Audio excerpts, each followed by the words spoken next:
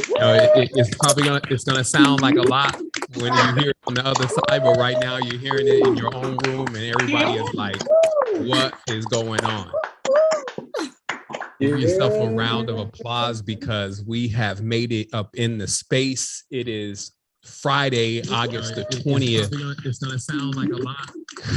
Let me get my sound together. This is Tribe Vibes, and we are broadcasting live across the cosmos because this is, as I mentioned last week, this is the new entry of the expansion. So this is how we do it around here, because I still got to check my sound, get things together. We also know some are just sliding in, you know what I mean? It's just like, I got to get home. Oh my goodness, my earphones are not working. They're all against me. It's all against me. So this is what we're going to do. We're going to give you 10 minutes to do a few things. One of those things is come into the space.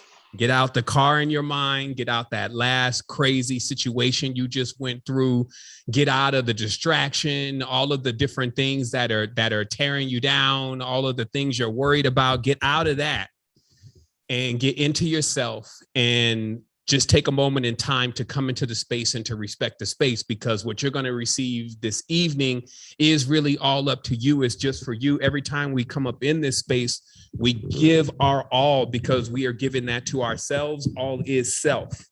So what we also do around this time is we send a vibration across the cosmos. It's our way of being counted amongst the great, the ancestors, the beings that have pioneered this space for us and are continuously living through our DNA for better or for worse, whatever. I'm going to accept myself as I am. That's what it is. And so what we're going to do is we're going to send a beautiful round of wholeness and balanced vibrations to the world. And that is only requiring you, if you're here for the first time tonight, we also have YouTube tuning in. But if you're here inside of Sovereignty Mentorship, on this side, inside the Zoom, you can unmute yourself when you're ready. Let us know who you are. Let us know where you're from. Send your wholeness and balance vibration. I'll give it a start. I'm Sevan, Bomar, wholeness. I'm in Costa Rica. Let's go all the way in. This is it. Wholeness, brother Sevan. This is your friend Sean from Los Angeles. We about to catch this build. Let's get it. Wholeness. Wholeness, Sean. This is Sarah from Baton Rouge, Louisiana. This is my first time speaking, and I'm here to learn. Thank you. Wholeness, Sarah. This is Frederick. I'm in upstate New York tonight. Wholeness, Tribe. Wholeness, Frederick. This is Adam. I'm from Lake Bluff, Illinois.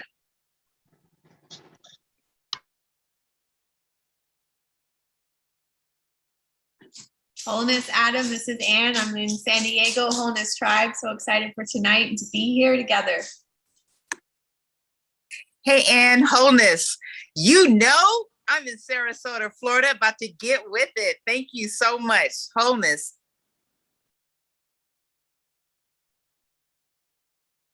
Wholeness.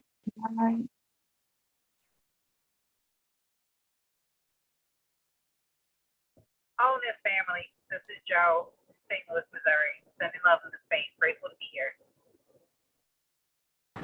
Wholeness, Joe. This is Nadej in Costa Rica. And then wholeness across the tribe. Wholeness.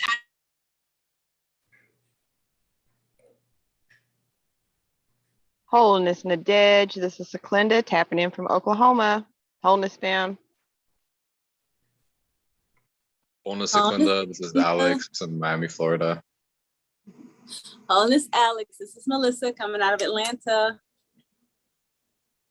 Wholeness, Melissa. This is Coach T coming from the UK. Beautiful to be here. Wholeness, Coach T. No burpees, right? This is Dominic from the Big Apple. I might go do a burpee real quick. Wholeness, Brother Dominic. Brother John Tay out in Boston. Wholeness, Jonte. This is Raisa Darlene in McDonough, Georgia. Wholeness Tribe. Wholeness, Darlene. This is Tanya calling in from the UK, sending the whole family lots of love and lots of healing vibrations. Much love. So annoying.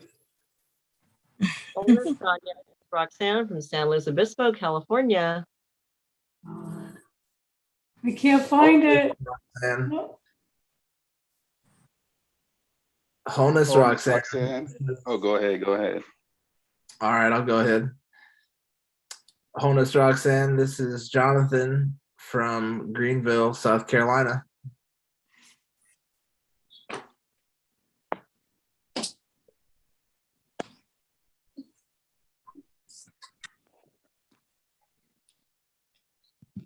Wholeness, Jonathan. This is Michelle from Ohio tonight. Wholeness to tribe and balanced vibrations. Wholeness, Michelle. This is Jody from the Gold Coast, Australia. Much love, everyone. Wholeness, this is Jody. It depends on at the moment. Wholeness, this is Jody. This is Billy in Miami. There's two different sides of the brat. The brat is the entertainer that we all Wholeness, know. Bill in Miami. The one that is so Wholeness handsome. family. I look so This is much Jeremy from taller Stone than Mountain. that. It's a great night. I like having to look at the Wholeness, Jeremy. Jeremy. This is Leo David from Southern Oregon, sending love, vibrations to the entire tribe. Wholeness, Leo David. This is Aziza, sending wholeness and balanced vibrations to the tribe. Wholeness, Aziz. Go right ahead. Wholeness, Aziza. This is Tim Lee calling in from Chicago, Illinois, sending wholeness and balanced vibrations to the tribe. Wholeness, Tim. I realize I said go right ahead. Go balanced ahead. Because, when balance calls, we pick up. This is Destin, Point Jervis. I love you all. We made it. And we continue to make it. Yes. Wholeness, Yes. Destin. Patricia holding it down in Jacksonville, Florida. Wholeness, Patricia. This is Tiki from Bradenton, Florida.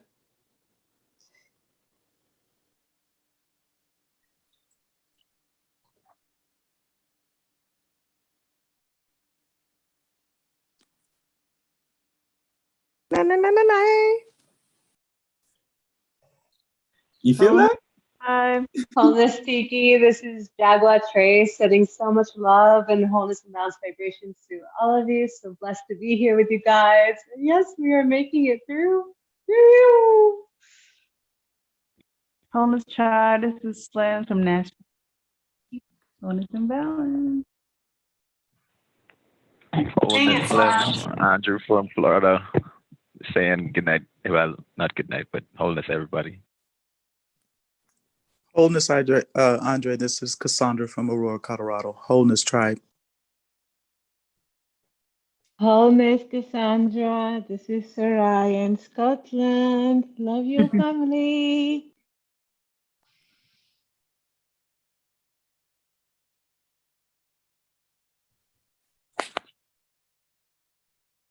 Wholeness Tribe, Mike, New York. Wholeness, Michael. Uh-oh. You go. Wholeness, Michael. This is Courtney and Lauren. Hi. This is Courtney from New York, sending balanced vibrations through the tribe and the whole multiverse. Wholeness. Yes. Wholeness and balanced vibrations. Courtney, it's Lauren from Scottsdale, Arizona.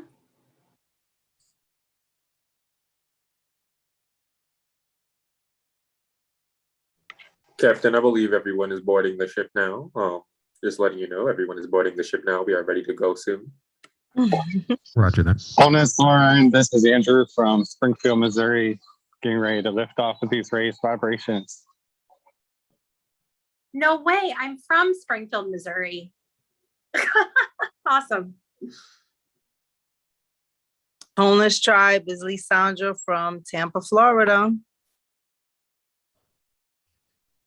Wholeness, Lysandra. This is Adam from Canada. Nice.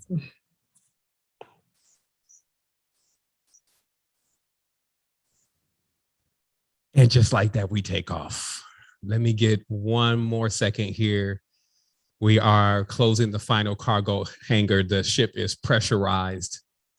We already got stage 1 going and we are ready for liftoff up in this thing. Hold on, let me check my volumes. Let me check my mutes. Let me check everything because listen, you know, I'm not trying to keep you here all night. What I'm going to do is I'm just going to give you this massive, great news about our existence and what we can do in order to activate sovereignty in our lives.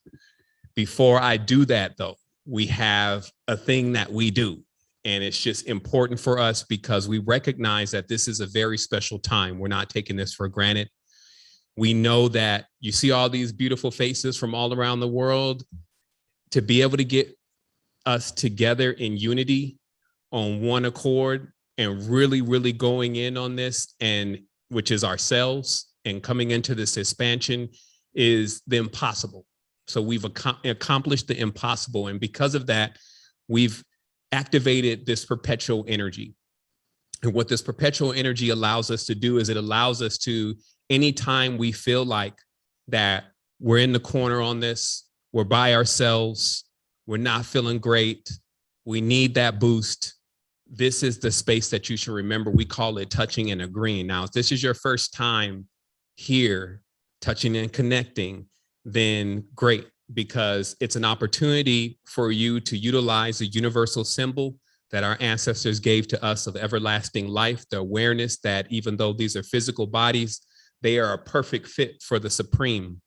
And in that, we have a connection with our ancestors and this truly, truly divine nature. And I say that again for all of the balance that exists here that we must learn in this university, that this school of contrast, how we're learning things is at hand. And right now, what we're saying is that we're acknowledging as a collective that we're here, we're now, and we're on point with receiving what it is that we need to receive to keep expanding, to take on our rights of sovereignty. Also, this is not the only space that we've opened. There are several of these, and we will continue to mark them through infinity, so that way anything that comes in the future that needs our assistance can find it. We are the tow truck on the astral plane. And this evening, we're gonna really, really be digging deep. I'm personally having to bring myself into the space, like the message, you know, I've been working on this message or funning with this message, depending on which part it was, for at least, well, it may have been my entire existence, which never began, but everything culminates to this moment. As you know, what I always do is when I come into space, I look to give you every single thing that you need to, whether if you never see me again, whether or not you ever see me again, you have what is necessary to continue to expand yourself. We have a saying that all is self. And however long it takes you to figure that out, that's how long you'll be here. We also know within our hearts that this mastery over judgment that has to come into one's being in this world is a serious thing. If we judge, then we shall be judged. And that just means that sometimes when we're just trying to get our point across, we're just trying to tell people like what we believe it is and what we know it is, we can sometimes miss the message that is coming to us. And we could do this in our personal lives. I'm not really talking about you listening to somebody else. I'm talking about you in your personal consciousness, your own realm. It could be talking to you, trying to tell you something, trying to show you something, trying to give you wisdom. And sometimes we're just not available. So this evening, I trust that, or morning, depending on where you're at, or day, I trust that you're available for this and able to receive it, because with it, you will be able to maximize at least 1,000-fold your consciousness. Now, there's some disclaimers here. Fools rush in. The first thing is your Palo Santo and your sage. You can take a breath here for a moment. This is a cult conversation. So the heading on this is adepts only, and that's a serious heading. Palo Santo and Sage, universal elders, you'll always see them in ceremonies, because when it's time to really hold space, nothing holds space better than a tree. So if you don't have it, you have a mission tomorrow. Get back into your house, Palo Santo and Sage, clean things out, clear out the corners. Also, you know, for fun, you may go get some dry grass or something like that and just go with it, because tonight there's going to be some fire and there's going to be some purification happening. Some things may sting, meaning sometimes when someone calls your name out directly, it just kind of throws up an alert. You know, it's like opening up a wound at times. And what we are here to do is we're here to get some betadine in that. We're here to get some nice provolone iodine inside there. We're here to clean out those wounds and refresh the situation, so that way you can arise valiant, because we do need you. You know, this whole thing is wild, because it's like seldom do we express how much we truly need each other, especially when you start talking about things like sovereignty. You know, sovereignty is, oh, I'm by myself. And that's just kind of weird, because you're never by yourself as long as you're taking breaths, right? So I have this vision, and it's where all sovereigns sit in a council. And they do that because there's a time for unity, and there's a time to really, really see that what we're really dealing with, and you're going to see that more and more this evening, and solutions, what we're really dealing with is going to take all of us. I'm telling you, let's just put it in a simple context. You go out in that beat up car. At one point in your life, you may have had one. I've definitely had some beat up cars early in life. And this thing, which always breaks down somewhere around the same time you get paid, breaks down in the middle of almost nowhere. And here you are trying to figure it out. And then, you know, you see some folks passing by, and let's say you stick out your hand and you wave like, hey, I need some assistance. Are you really that concerned about who pulls over and renders you assistance? Are you really as judgmental about what color they are, what clothes they're wearing, what sex they are? You know what I mean? What is their preferences? All this kind of, are you really like that? Or are you trying to get some assistance? And so that's the reality of life in existence, that no matter how sovereign you become, you will always want to sit at the table with more sovereigns, because it actually means something. And in a dimension that is almost devoid of meaning truly anything, because the loss of meaning has come about, then we can cherish these things. So I also want to say this is a part of a series. There was absolutely no way with what I'm about to bring that I could bring it all in one night. I have a body of knowledge, a series of canons, and I'm scheduling that out over these next weeks as it's unfolding in sovereignty mentorship, and a little bit on YouTube, you know, dripping it here and there, catching the synchronicities with those that are breezing through and hear the message and know that it's time. Like, all of us have to stand front and center as ambassadors of this cosmos. And if there was any excuse, the ecosystem solved it. Secret energy, it addresses everything you could think is a problem, and it's right at your fingertips. All you got to do is invest the time, which is your energy. And from there, it's going to flow. I never saw anyone in this last 12 years that when they were truly about making some change in their life, that all sorts of stuff started coming to their assistance and to their behalf, because it's a frequency thing. And once you get around others with that frequency and with that resonance, it just builds. So we've been building for a long time. And because of that, we've sought out to actually put this body of knowledge somewhere so that others can get it. That's the university. So you're participating on the YouTube side tonight. If you're just diving in or you see this in the future, you're participating in something that has a lot of intentions with it. So the next disclaimer here after Palo Santo and Sage is that no children tonight.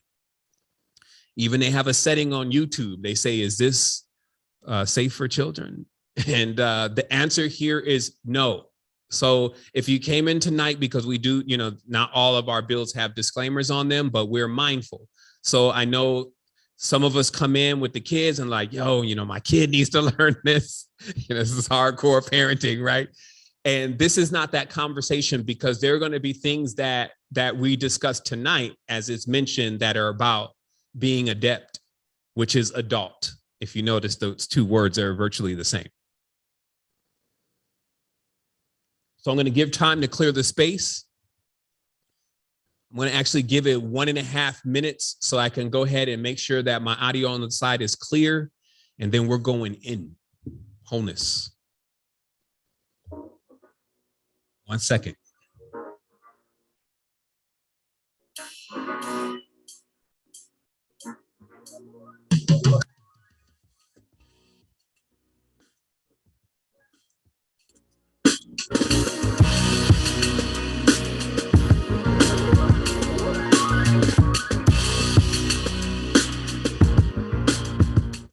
All right, that's what we got. All systems go. All right, so I'm just gonna I'm gonna chill right here, just in this cockpit, because normally I'd be up here. Y'all know me, I'm like up here, but I have a feeling that I need to ride out tonight and bring this across again as smoothly as possible, because the implementation of this level of awareness of what sovereignty truly is, it's the final frontier of this entire projection. Once one starts dialing it in, it'll click. Everything around you is made up of certain laws and rules and principles.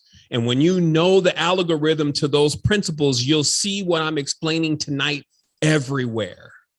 And also, as you solve yourself and release yourself from your prism or prison, then you'll also be able to bear witness that what I'm saying is true. So this life, I've had the unique opportunity of being in and outside of time. Just in seeking that one question, what happens when you die? Since I was young, it's culminated. It's like an intention. It's like a continuous knock at the door. No matter what I get, no matter how many people, no matter how much money, no matter how crazy it may get, the sorrow that can ensue from stupid things happening, I've had it there with me in every single moment. Yeah, Sevan, but what happens when you die?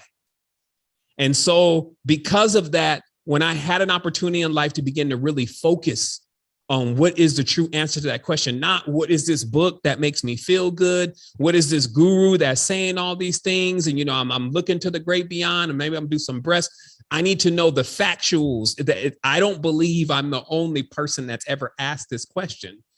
And of course, with the answer to that question, one learns how to defeat ideas of death, because it's not even real.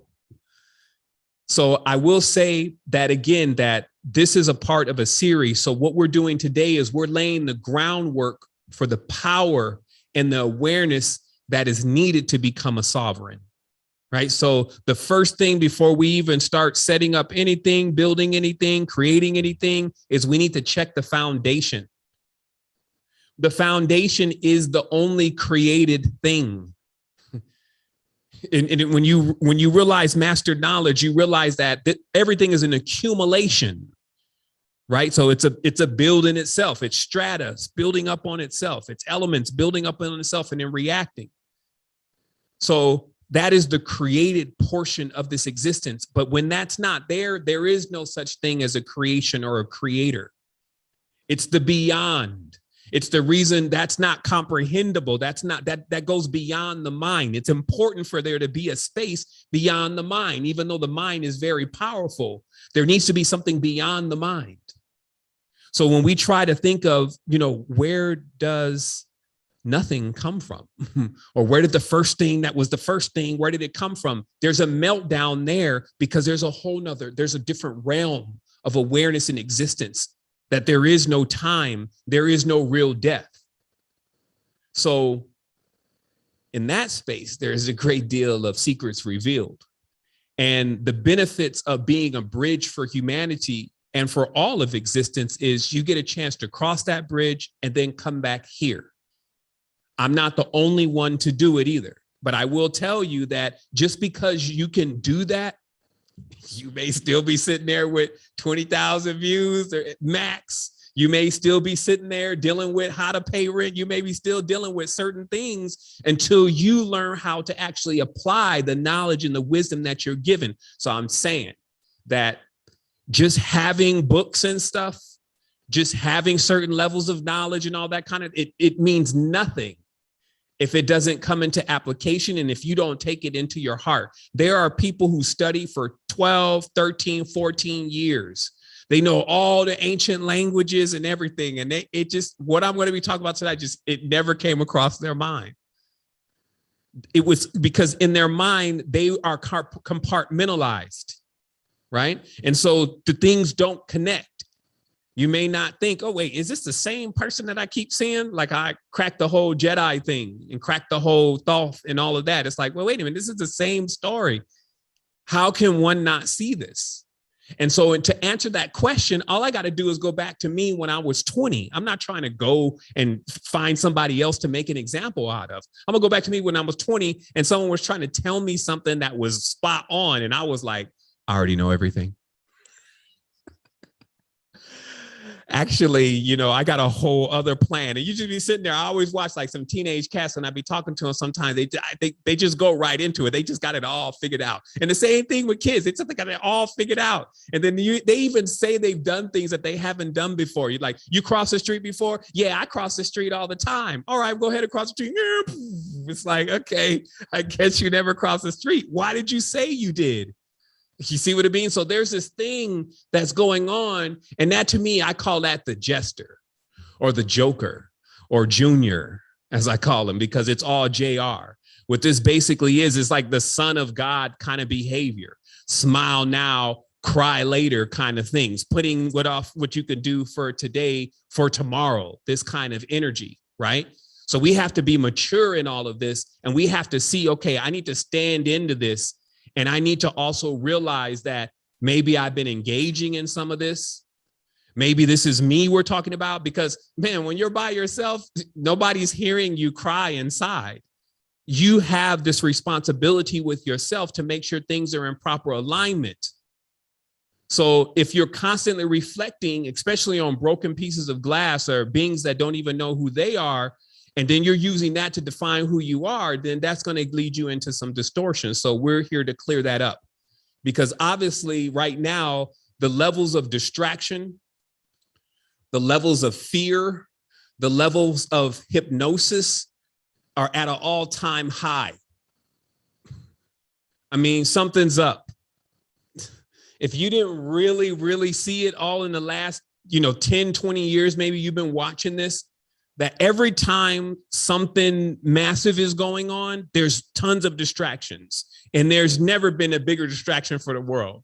As I say before, the reason why I'm still optimistic is because, man, these folks had everybody putting on a mask in a week. So that, around the world. So this means that when we want to implement the great news to everybody, it probably can be done in a week. That's what that means to me, right? So that you have to be able to realize that, when things come down from on high, if you may, then folks get into alignment and there's less of that mouth. Like I say, oh, we're going to get that mouth. Meaning that sometimes you could be like this phone. I used to call them phone bangers. They get on the phone and they just tough monsters, destroyers. But you see them in person, itty bitty living space. There's just nothing there. So there's this cockiness that humanity has. And it's predominantly because of the abuse that goes on at times inside of the household and the feeling that one is almost nothing or devalued. Even like when a parent may say to the child, I wish I never had you. Where you could see that, the mom will even say, I don't want to have any more kids. So the child's thinking, wow, I'm lucky I got in here. So all of that debasement, it equals something. So this is what we're here to deal with. We're not here to ignore it. So this is why today also, I cannot really come at this from a good or bad level. If I throw myself into that, like, here's the good one, here's the bad one, it's only going to conflict me. It's not going to allow me to be direct and to be straight. Why is that? Why? Because I've worked with this for a long time. When I go ultra good, it sets you up for the baddie. You're just like food for this thing. And then when you're so negative, it's like you become it. You see what I mean? So there's got to be a fine line somewhere in there. But if I'm having this build and I'm talking about certain things, I'm just going to be going from pillow to post, burning up all my energy. So how do I come into that median, that arbitrator? So truly, the way that you reach that is to know the secret about what we're calling good. We'll just use that word right now, even though the word good is a root to the word God. And the word God is a root to the word dog, and the word dog is a root to the word og, and the word og is a root to the word G. And all of that actually means something. But in the language that we speak, it would take me an hour to re-articulate and remove around words. So we'll just say what people think is good. Let's say supreme, the greatest, the highest, is not equal to evil and distortion. I'm sure you had to balance out your weights, because see, people are like, well, good is ultimately going to overcome evil. Do you even think that this thing you're calling good is even on the same level as evil? Evil is nothing compared to the supreme. Nothing. It's not like a tug of war. How do you know this? How do you know that, though? I'm going to tell you. If the supreme didn't always and continuously triumph, there would be no existence. Because if you leave it up to the distortion, right? If you leave it up to the diabolical, the evil, if you leave it up to them, there would be nothing. Things wouldn't exist. So what I'm saying is that time, everything would stop. It would be almost like we never even were around or came or ever were or was. You see what I mean? So this is not about whether or not the supreme can triumph over evil. This is way bigger than that. That's like a little kid saying, my dad can beat your dad. There are lessons being taught here. There's development or complex DNA being taught here. There are ecosystems that stretch across the cosmos. There are stars that have gone through billions of years of metamorphosis and are still climbing out of the goo while hanging out with things that actually are so advanced, they forgot everything. The ultimate switch. It's like, let's forget it all. All of our power? Yeah. You in? This is like when somebody convince you to jump out of a plane or something. Like, you in? I'll be like, yeah, let's go. Ah! You know what I mean? It's like, okay. I don't know how them Red Bull guys do it. I must be a lord of the earth or something, because damn, maybe I should work with the ocean and going deeper into the ocean. I was like, man, jumping out of a plane is intense. So there's all types here. But again, good is not anywhere near in balance with evil, unless you know good as a true definition. But the supreme is, we cannot try to put these two on the same level. And that's how you'll come into balance in yourself. That's how you'll find that line, right? And then when well, not even right. See, because a right is a ritual. And so if I'm talking about balance, and then the good one is right, what about the left? You see what I mean? So there's this coded thing going on inside the language that reinforces itself.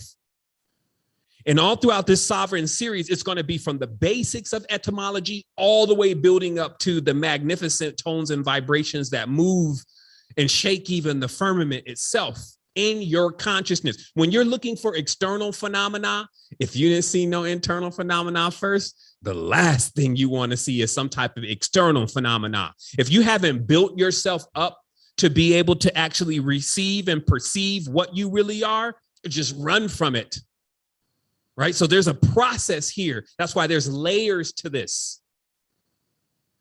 This is 12 years, not overnight. This is thousands of books. I forgot about more books than most people have read. Come back to the book again, read a totally different story and be like, well, that's interesting. Who was that person reading that then? Truly, knowledge and wisdom is accumulative. So this is a refresher again to what's been going on in the astral plane and in the world that's verifiable, so we can realize where we're at exactly, because the only way for us to get far in existence is to not keep staying in these circles, doing the same thing over and over and over again, repeating yourself. The cycle, going nuts in this. Every time there's a new person to pick on, everybody is right there, just drinking all of that. And so now this is what we really should be doing. So you got your disclaimer. I trust that the kids are out of the room. And here we go. So the first thing that I want to do is I want to state the intentions of sovereignty. There was a prelude to this. So we're just going to make sure that we go through this one more again, because everything will be in alignment. So we're going to give the definition, so that way there's not other definitions that are coming to mind, like fabricated definitions somebody else created, right? So here it is. And I'm going to put myself up on the screen so that way I can be up on the screen, but you'll hear me read it. And it says Canon 5460. This is from the Canons of Sovereignty. I will source all of these works once the work is complete, because I've had to pull from multiple volumes. A quick second here. So that's good enough. The word sovereign is derived from the combination of two ancient Latin words, sover, meaning a savior, and regno, meaning to rule, to reign, to be supreme lord. Hence, a sovereign literally means, by its original etymology, to rule and to reign as a savior. So very clearly, this is sovereignty. Now, there's other titles, like a king is not a sovereign. A king is a king.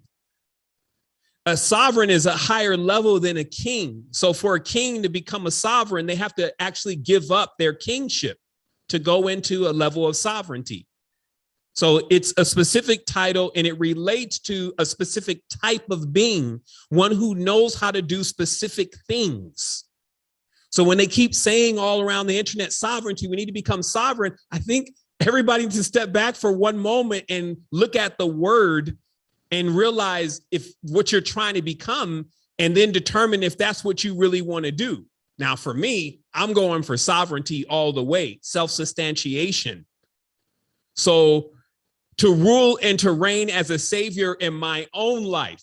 Okay, now this is the big check, the big smackdown that has to happen right away, is that when we say stuff like this, folks automatically are ready to put on their armor and get their swords and shields and all this stuff together and get ready to go into this war so they can rule and reign over everything.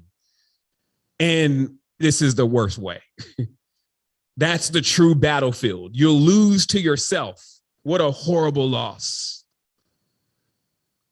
So the first point in all of this is to accomplish this within yourself before you can ever expect to do this for any others externally, or to lead them to the vibration that is around this, because this is not like one of your play, like a Lego. You're going to get your Lego certification today. You're going to get your 12th Reiki class certificate here today. Like, and they're just passing it out. That's not what sovereignty is. Sovereignty is something that you earn and you hold into and you stand into yourself. So Canon 5461, by the very definition and the meaning of sovereign, any man or woman appointed to such high office by sacred oath is obligated to three ancient and primary tasks, being protect the realm, protect the law, protect the people. So to protect and defend the realm is the first obligation of the sovereign as a legally defined entity, defined territory, possessing its own personality and rights. So this is why we're specifically talking about you, because you have your own personality, your own rights, and your own customs. Generally, the land that you live in, though, theirs is a bit more generic. Meaning that you're running things in your house generally by your customs. But when you step outside into the public, there's a whole different custom going on there. There's a whole different personality. There's oftentimes a different set of rights. You may do things in your house that if you did them outside, maybe they would even be illegal.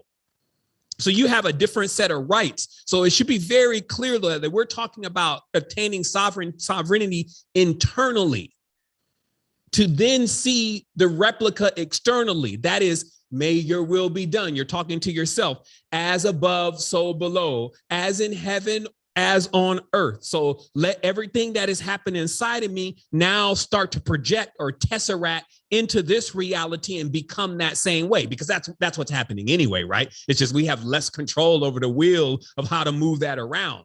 But a sovereign has complete control of the wheel of their vessel.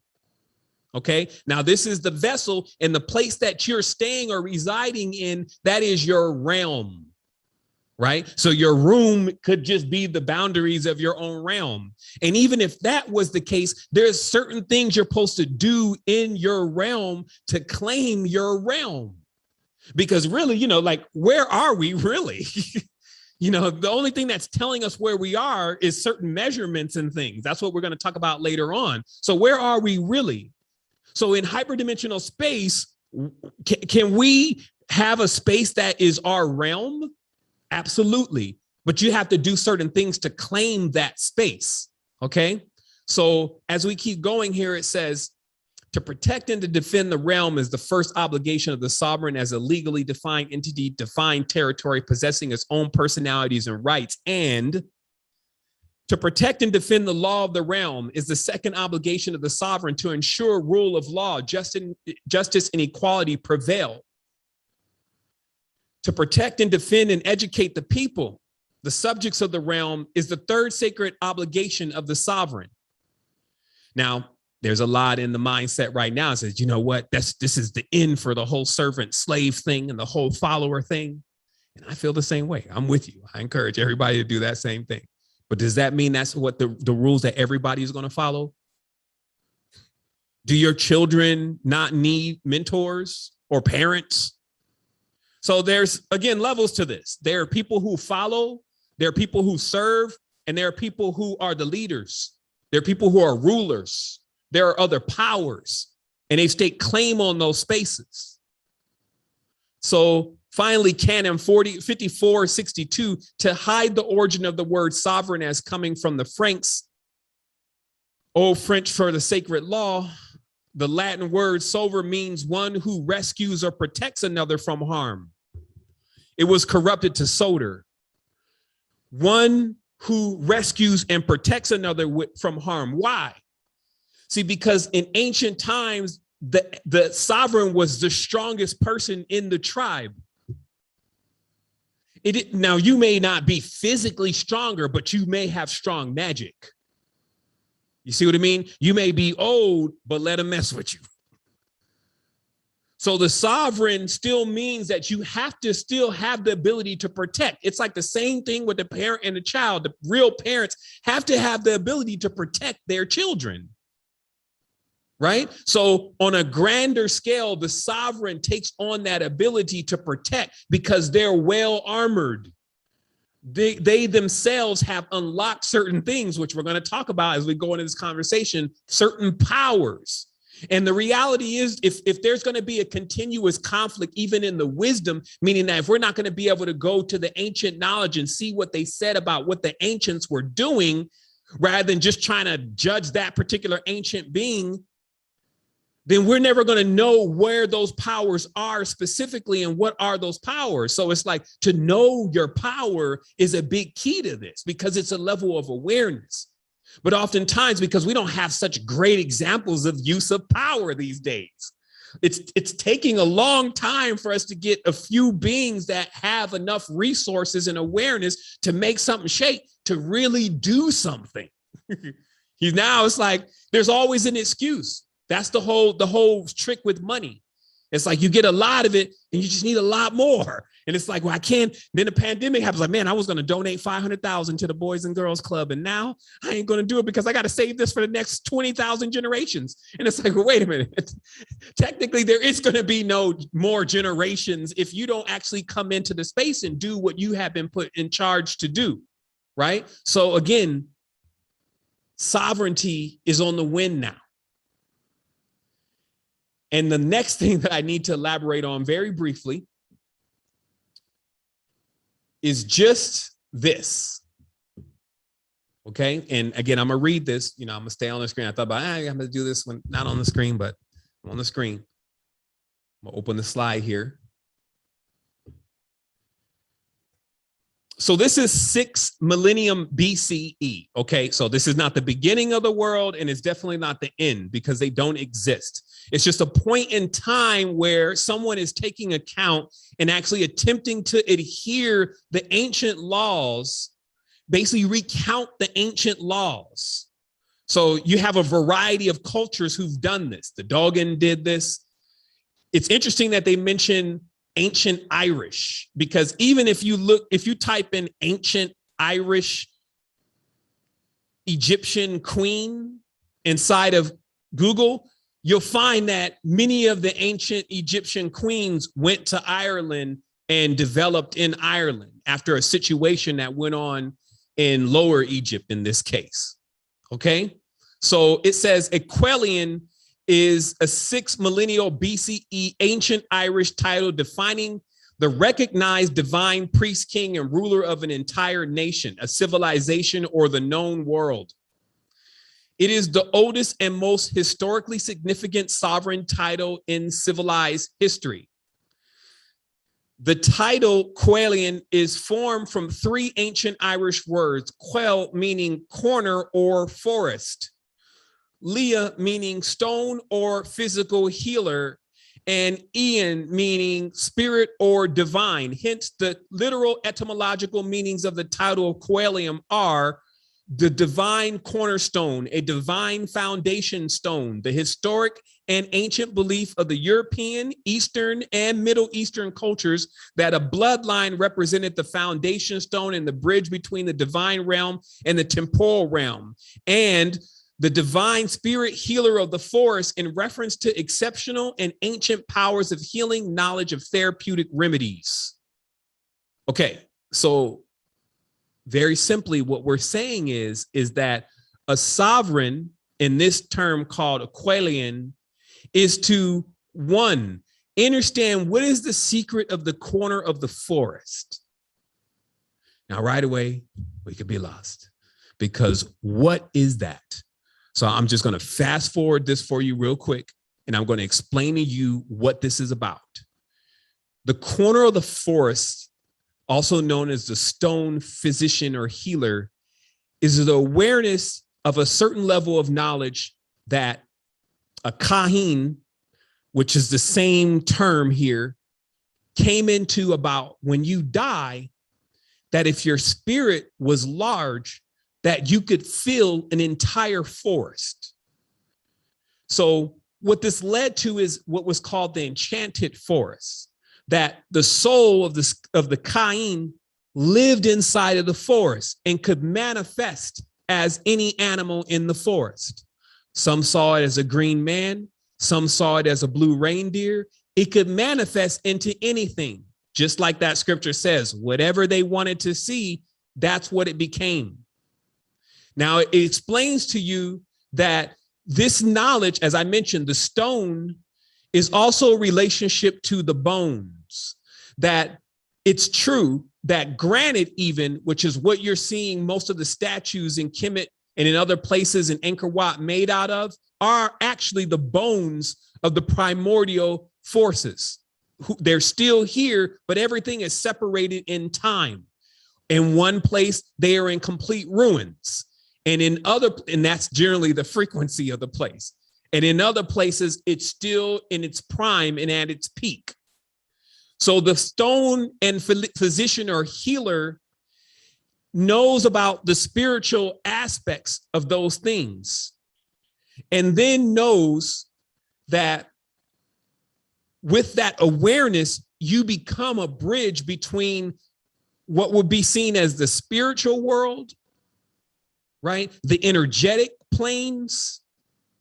It's like an Ayurvedist is able to eat a small piece of the leaf and then feel where that's actually going in their body. and then able to write out remedies. This is what it does to the heart. An Ayurvedist can even drink poison at certain levels to realize what is the level of healing and what is the level of toxification. So this is a certain level of awareness. So as we continue, I know many are thinking even shamans, knowing the knowledge of healing, therapeutic remedies, because right away you end up getting to some gateway, which are what you're calling plants, right? But are really entities that are also themselves bridges, sovereigns alive in the forest. Okay. Also, there's a specific reference to the corner or forest. It didn't say the corner of the forest. I think that was my error earlier. It's the corner or forest. Why is the corner important? Because for there to be a forest, there needs to be a realm that can host a forest. So sometimes you would think of that as, at this point, as the flower of life. It's called the oob. It looks like a Y. That's the replicating shape. It looks like a Y, which is symbolic also to the question that you will continue to ask yourself as you're spinning into these circles. Why? Why did this happen? What happened here? Why? So at the corner of the wall, as you look in the corner, you'll see there's a Y there, because that's literally the connecting point to all dimensions and all realms. That's what it looks like. So there's a reference here to, once you understand the cornerstone, and while that's the basic building block or fundamental to a dimension, at that point, you would be able to bridge yourself between the dimensions. Okay, so that's like fourth dimensional play. Okay, so we should be very clear here. I've said nothing complex. So there's also another reference here that we need to take a look at as we move on. And it says here in this sentence, just here, civilization or the known world. It is the oldest and most historically significant sovereign title in civilized history.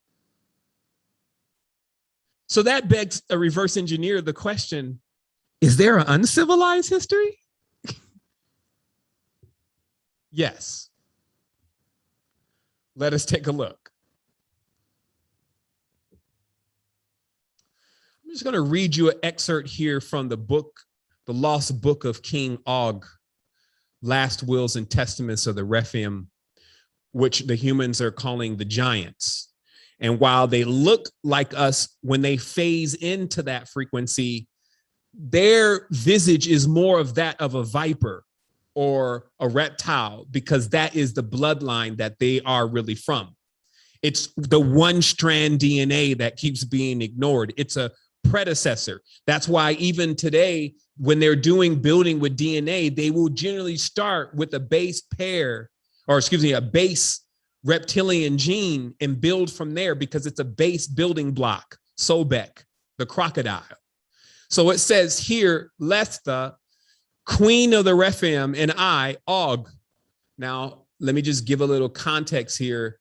Og is also the father of Gog Magog. Now, when I say father, also remember that in a lineage of an unbroken chain or bloodline, the same being is inhabiting the same next being and can have many of itself. So there could actually be 5 7 Bomars, 10 Dominics, 20 Lawrence. If the will and the strength of that soul sojourns, like basically if you triumph, if you continue, if you're not blotted out. So, and that's also your progeny, right? So these kids that the ancients were having, including us, still were very connected in so much of a way that to be connected, as you're going to see here, meant that it was like a free-flowing space. So to be connected meant that you were connected with outside of time, connected with where there was no death. So it says, lest the queen of the Rephaim and I, Og, were bred from the spoils of a Rephaim procreation harvest, born of worship to Baal of the moon, born in the temple and reared in the high places. I, Og, trained in both the priesthood of Baal and with the chaser and the driver war arts. Lesta became a sorceress before Baal of the moon and a transcriber of words. Before the 100,000 giant war, before the confused circumcision, and before the unspoken mistake, there was a time of lush success. Baal of the earth caused the waters to flow for the crops to flourish in all of the great land at the time. The great land was alive. The colors, sounds, and connections of being in the land were bright and different. The feed animals were sleek and fat. The herds of the lizard, the elephant, the rhinoceros prospered. Wine flowed. Fruits, nuts, honeys were plentiful. Peace ruled all lands. There were no smaller selves. Those are humans. In that time, the seasons of Baal of the earth multiplied the nations of the Rephaim. Okay, let me just give you the backstory on this and just get you caught up to speed that we're not the first ones here. All of that megalithic stuff that we're seeing was built by beings of greater stature, even in size and in strength, and most importantly, the ability to connect. Notice that is mentioned here. See, to connect is to be entwined with the elements, the four elements that build all things.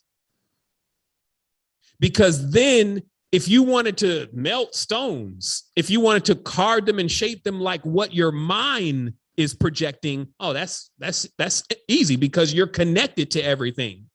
So any animals or beasts or great beasts, also even Leviathan, the elder gods, etc., anything that you wanted to plug in or to connect to, it all depended on if you had the ability to connect and if you were trained to connect.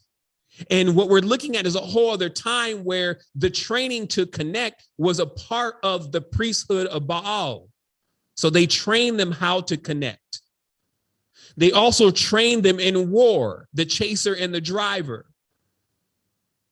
So to break it down and to build it back up very clearly, it's saying very specifically that there were giants and that in those times, the herds of the lizard, the elephant, and the rhinoceros, why? Why those prospered? And it's because that is the root DNA to Ogs. The rhinoceros, the larger beings, they say elephant. That's why elephant begins with L. The larger life forms are still in that lineage and that DNA connection with the Rephaim. Okay? So, and they're mentioning also things were going well. There were no humans then. So also going well is wild for us. Let me go to my next slide. Because as I said, was there something before civilization? So let's look at this one thing.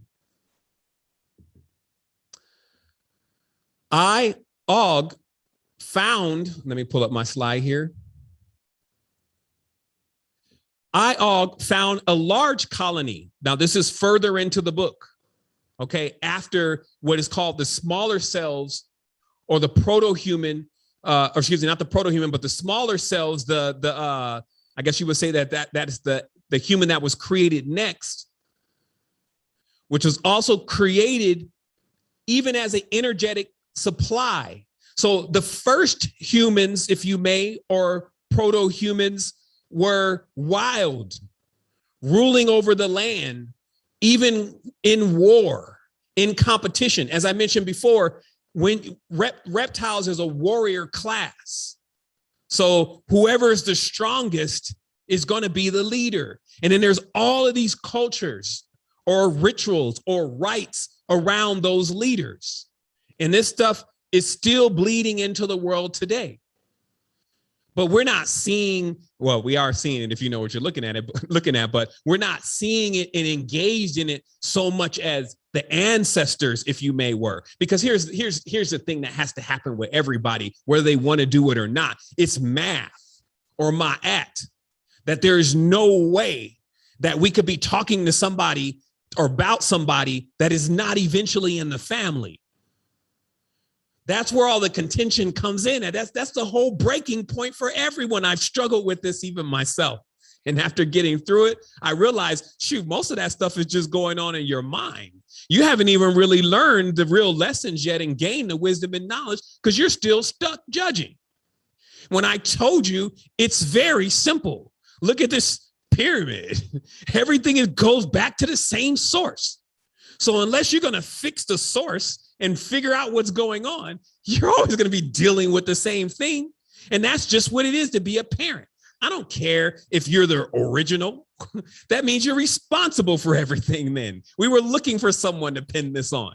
What we're talking about is the mutual responsibility, especially when we see other members of our tribe, the beloved, actually still experiencing the mental, physical, dinonucleic, the DNA damage of what certain tribes went through in history. Now, Og, the king of Bashan, was not the only tribal leader in the universe, but is very entwined in the future of humanity. You see what I mean? And certain nations and races of people who have now also commingled with others. So now it's a huge melting pot. It's going to be no separating now. What you have to do is you have to purify and you have to refine. And the only way we're going to be able to do that is to get it out already, right? And then that way, when it's all out in front of us, that's why I said, for me personally in my life, everything expanded when I just took it all out. All of these gods, all these beliefs, all of these notions, everything that I thought I know, take it all out, put it all outside. We're going to do some spring cleaning. Let me get everything cleaned up now. And then we're going to start bringing stuff back in one by one. And before we bring it in, we're going to test it. We're going to put it through our own customs. We're going to see if it abides by these certain laws and these certain rules that we've set up for ourselves as lords and masters of our own life. Okay? So it's explaining, as you've probably read, as it goes on, smaller selves are created more as an energetic supply of food for some. It says, in my kingdom, a colony of smaller selves riddled with Rephaim, evils such as murder and rape as they enslaved and harmed each other. So this meant that right away, when you begin to, when they started these genetics blendings in this Genesis that you made, it was producing lots of evils, ignorances. It says King Og was not deceptive or crafty with the smaller selves as Nimrod was. So this is like, I'm not as bad as he is. Smaller self adult males were struck down and eaten in the open. We chose not to hide our hunger from the smaller selves. The Rephaim priests of Baal decreed in all lands were not to feast upon the smaller self females. Smaller self females became priestesses and wives and concubines of Baal, not to be known by any member. So also to be very clear here, Baal is higher than a Rephaim. The Rephaim worship Baal. So the Baal already told them, look, the girls are mine. The chicks are mine. You could do whatever. And because the Rephaim were like reptiles themselves, they fed on meat. And this is where we get Canaan from, also known as the Canaan Baal, a wolf god. Okay. Now, the Canaan Baal, if you see the word, is a cannibal. Now, you may be thinking, wow, this was a long time ago. Damn, this is atrocious. I can't even believe this. Take a moment. Man, you mean that there were people eating people? Nah, man. Well, I heard that there's some people out there, like some of these tribes, and they're still eating people, right? That's not what I'm talking about. What I'm talking about is not only that, but also still going on right now, and people didn't even see it. Cannonball. What does the word also say? What is a cannonball? See, during the time of the sailors, because those who ride the ships are basically those who ride the ships or the shams, those are the ones that come in and out of reality. So we're going to talk about that here in a moment, but the as below version is a ship, like an actual ship that just rides across the ocean. And back in this day, the most destructive thing that you can have on a ship was a cannon. And so a cannonball was literally, again, seen to be the thing that causes destruction. But still, people may miss it. They may miss that it's war. War is cannibalism. We're killing ourselves. And we're basically eating someone else. We ate their life. We took their life. Okay, rewind it again. Let's just make sure you're very clear here. Cannibalism is to basically to eat your own kind, to kill your own kind. Are we clear? So war is to do that. So because wars still take place, the worship of Baal is in full effect, because that is what that connects into. And when you know these codes to the cabal, then it opens up a level of awareness. And as I said, you'll see it still happening. That's why I'm saying people are getting this thing now. Now they're being lined up. You know, there's a lot of atrocities and things happening. There's some real stuff going on. And meanwhile, la-di-di-da, folks are still joking around, still playing around just to stay sane. I need to go have some fun. So we need to address this, though. Somebody's got to address this, because this is about magic. See, if we're talking about, that's what I'm saying, like when you walk in on a session with folks and, you know, they may be talking about guns and knives, right? So then you got to figure out what kind of guns and knives you're going to get together. And that's that level. But what I'm saying is this is magic. These are rites. These are rituals first. So if you address it there, you're not going to go fighting wars with Gog Magog and Brute and Brutus, the lords of Britain, and all the rest of the big giants. We would have to go over their heads. That's why this is about getting beyond God, getting beyond Og, going over their heads, if you may. Being sovereigns, because sovereigns are higher than gods. Sovereigns are higher than kings. But those realms exist, and those realms are constantly trying to drag people into that space through certain kind of laws, rituals, pacts, oaths, agreements. And I'm going to show you how this works, and I'm going to show you how to absolve yourself from it tonight. You know, somebody's like, well, you know, let me go and file some paperwork. That could be your as below version. But what I'm talking about first is what's on high and how to take control of that now, tonight, not waiting for any tomorrow or any of that. So as we keep going here, we've now seen that the Rephaim are in the world and they are rapiers. Literally, they are raptors, right? This is why rap can be so destructive. Anybody who's bringing out balanced music is not a rapper. That's not the term for you. A rapper is a raper. It comes from a rapier. And it's because the army of the netherworld, one of the levels of that army was a whole host of rapiers, raptors.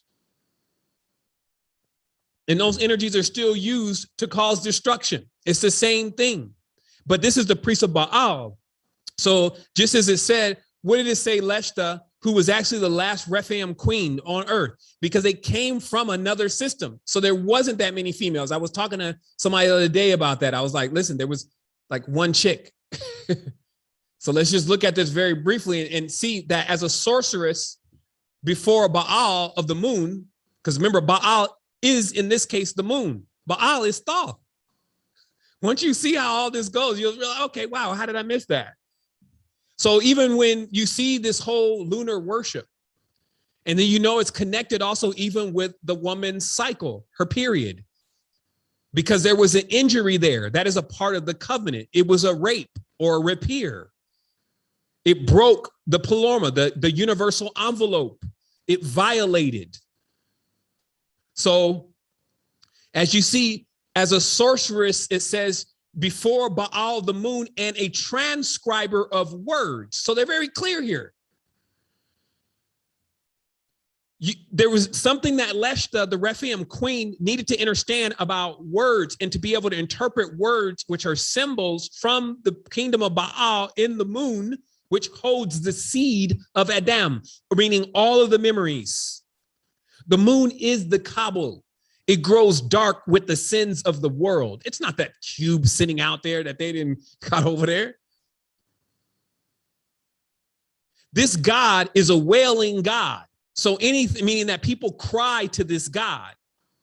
They cry to be helped and cry to not be slaved by these gods. So wherever the navel of it would be near something that they're crying on. Where would that be? The Wailing Wall. That's why I showed you the other day, when you see these Orthodox priests in there and they all dressed in black and they're singing these Hebraic vibrations. If it was something that was beautiful and going to help us all, you would see that. You're not a dummy. But instead, it brings a lot of hatred. Brings a lot of evil. It brings a lot of segmenting, a chosen, a separate, and really the seat of a lot of the destruction is going on in that country.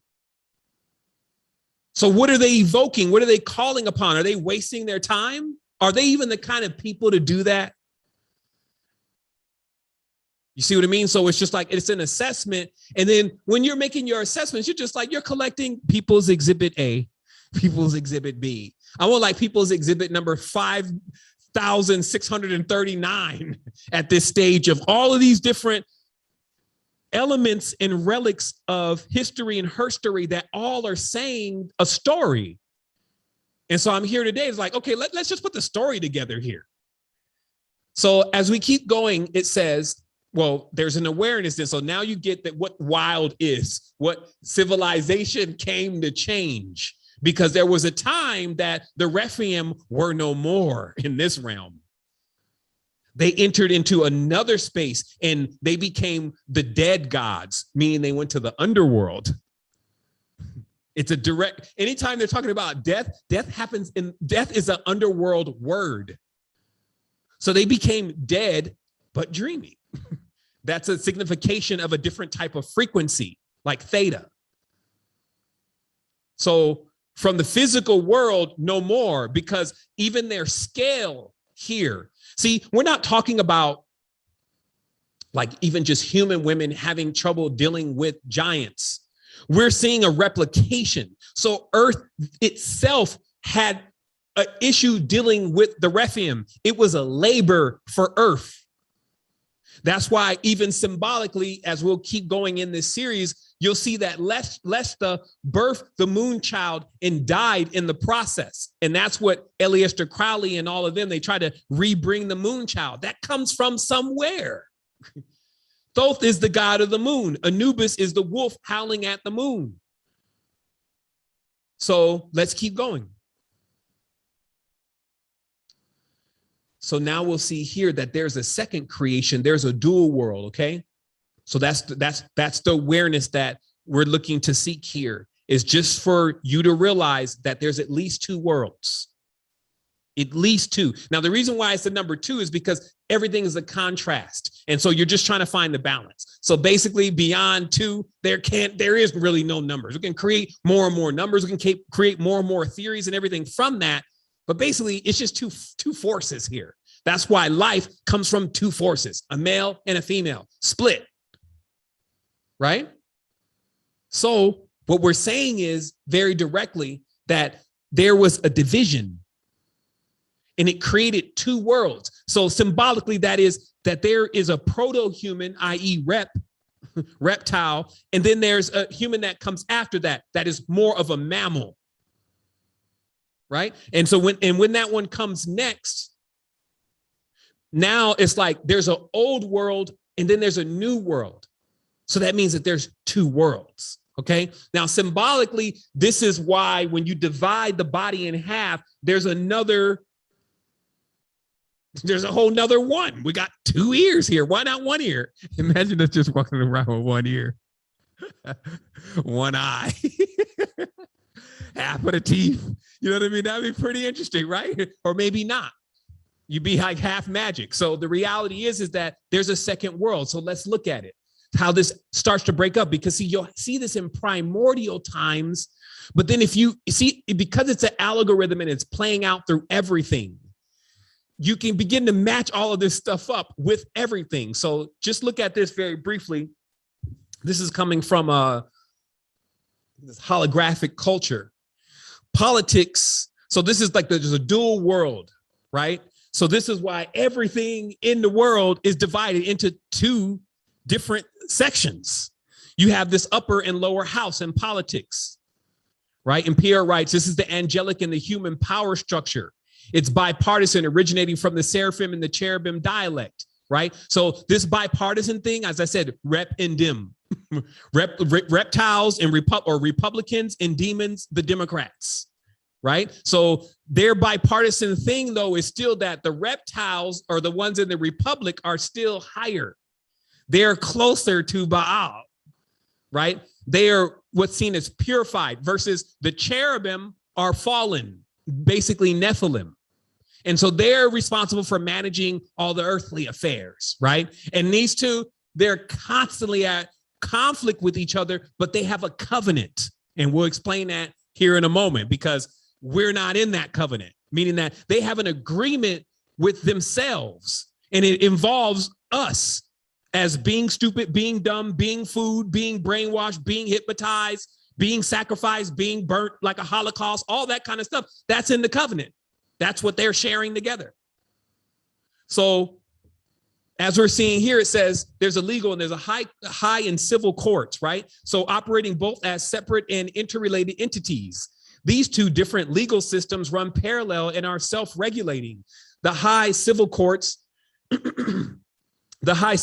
coordinate the laws between the angelic and the human lineage. A bifurcated authority, a control apparatus which governs and represents two distinct regimes. So that term is the gubernatorial, right? The governors, right? And they're governing with an edict or a decree that is coming from on high, basically a canon or a papal bull, right? Because remember, these are bull gods. This is why, also meaning the ones that run the lower levels are the bull gods. That's why the Sumerians still have the horns, right? And this is why what runs the lower level, the bull. Everybody's always looking for the bull market. You go out where all the money is being run, it's a big bull.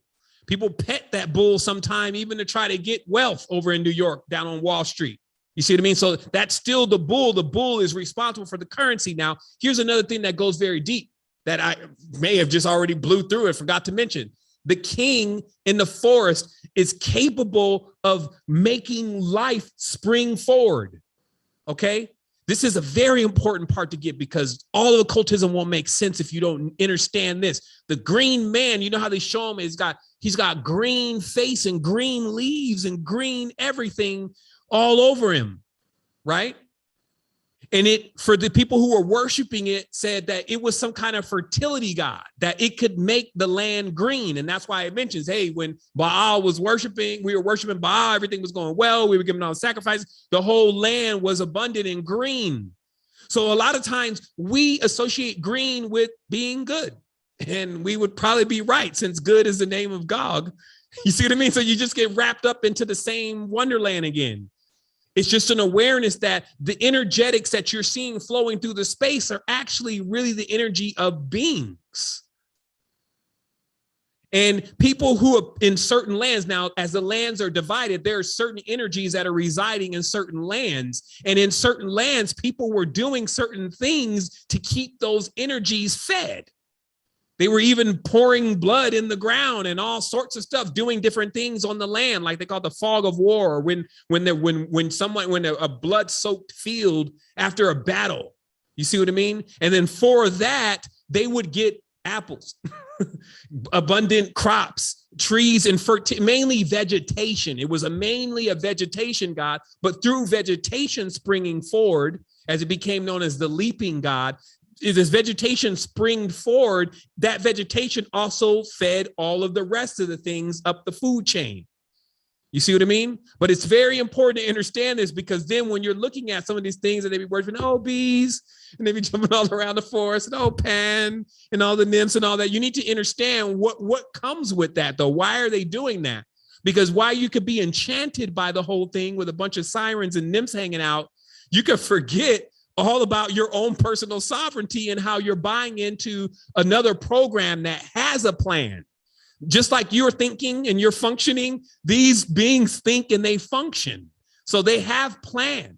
So if you don't have any plans, you're definitely following their plans. And that's what's happening with this society that we're living in now. Humanity is in a holocaust. The souls are being burned daily. That's called aging. The reason why you're looking older and older every day is because it's hot in here. This is Hellas, right? And we now are at that point of having to realize, well, how am I burning up myself? Why would I do that? Hypnosis, rituals, spells. So let's banish them. I was looking for a word. It's like, yo, what kind of word can we use to, you need to get this stuff up off of you and get on with the next thing. That's what I'm here to impart on you. That's what you left with me. And that's why I keep coming into the space to make sure that you have this, and you can go and find it everywhere. So it's like, how do we know if it's a trip? Like, man, listen, this is like 20, 30 years for me. I've been reading this stuff since a child. I know when I'm reading the truth and when I'm reading lies, because I've already seen all the whole thing. And so that also lets me see who really knows the truth. And I'm going to tell you, some people who know the truth don't even know what the truth means. It's weird, meaning that they can have the knowledge and write the knowledge and not really connect with what they're writing.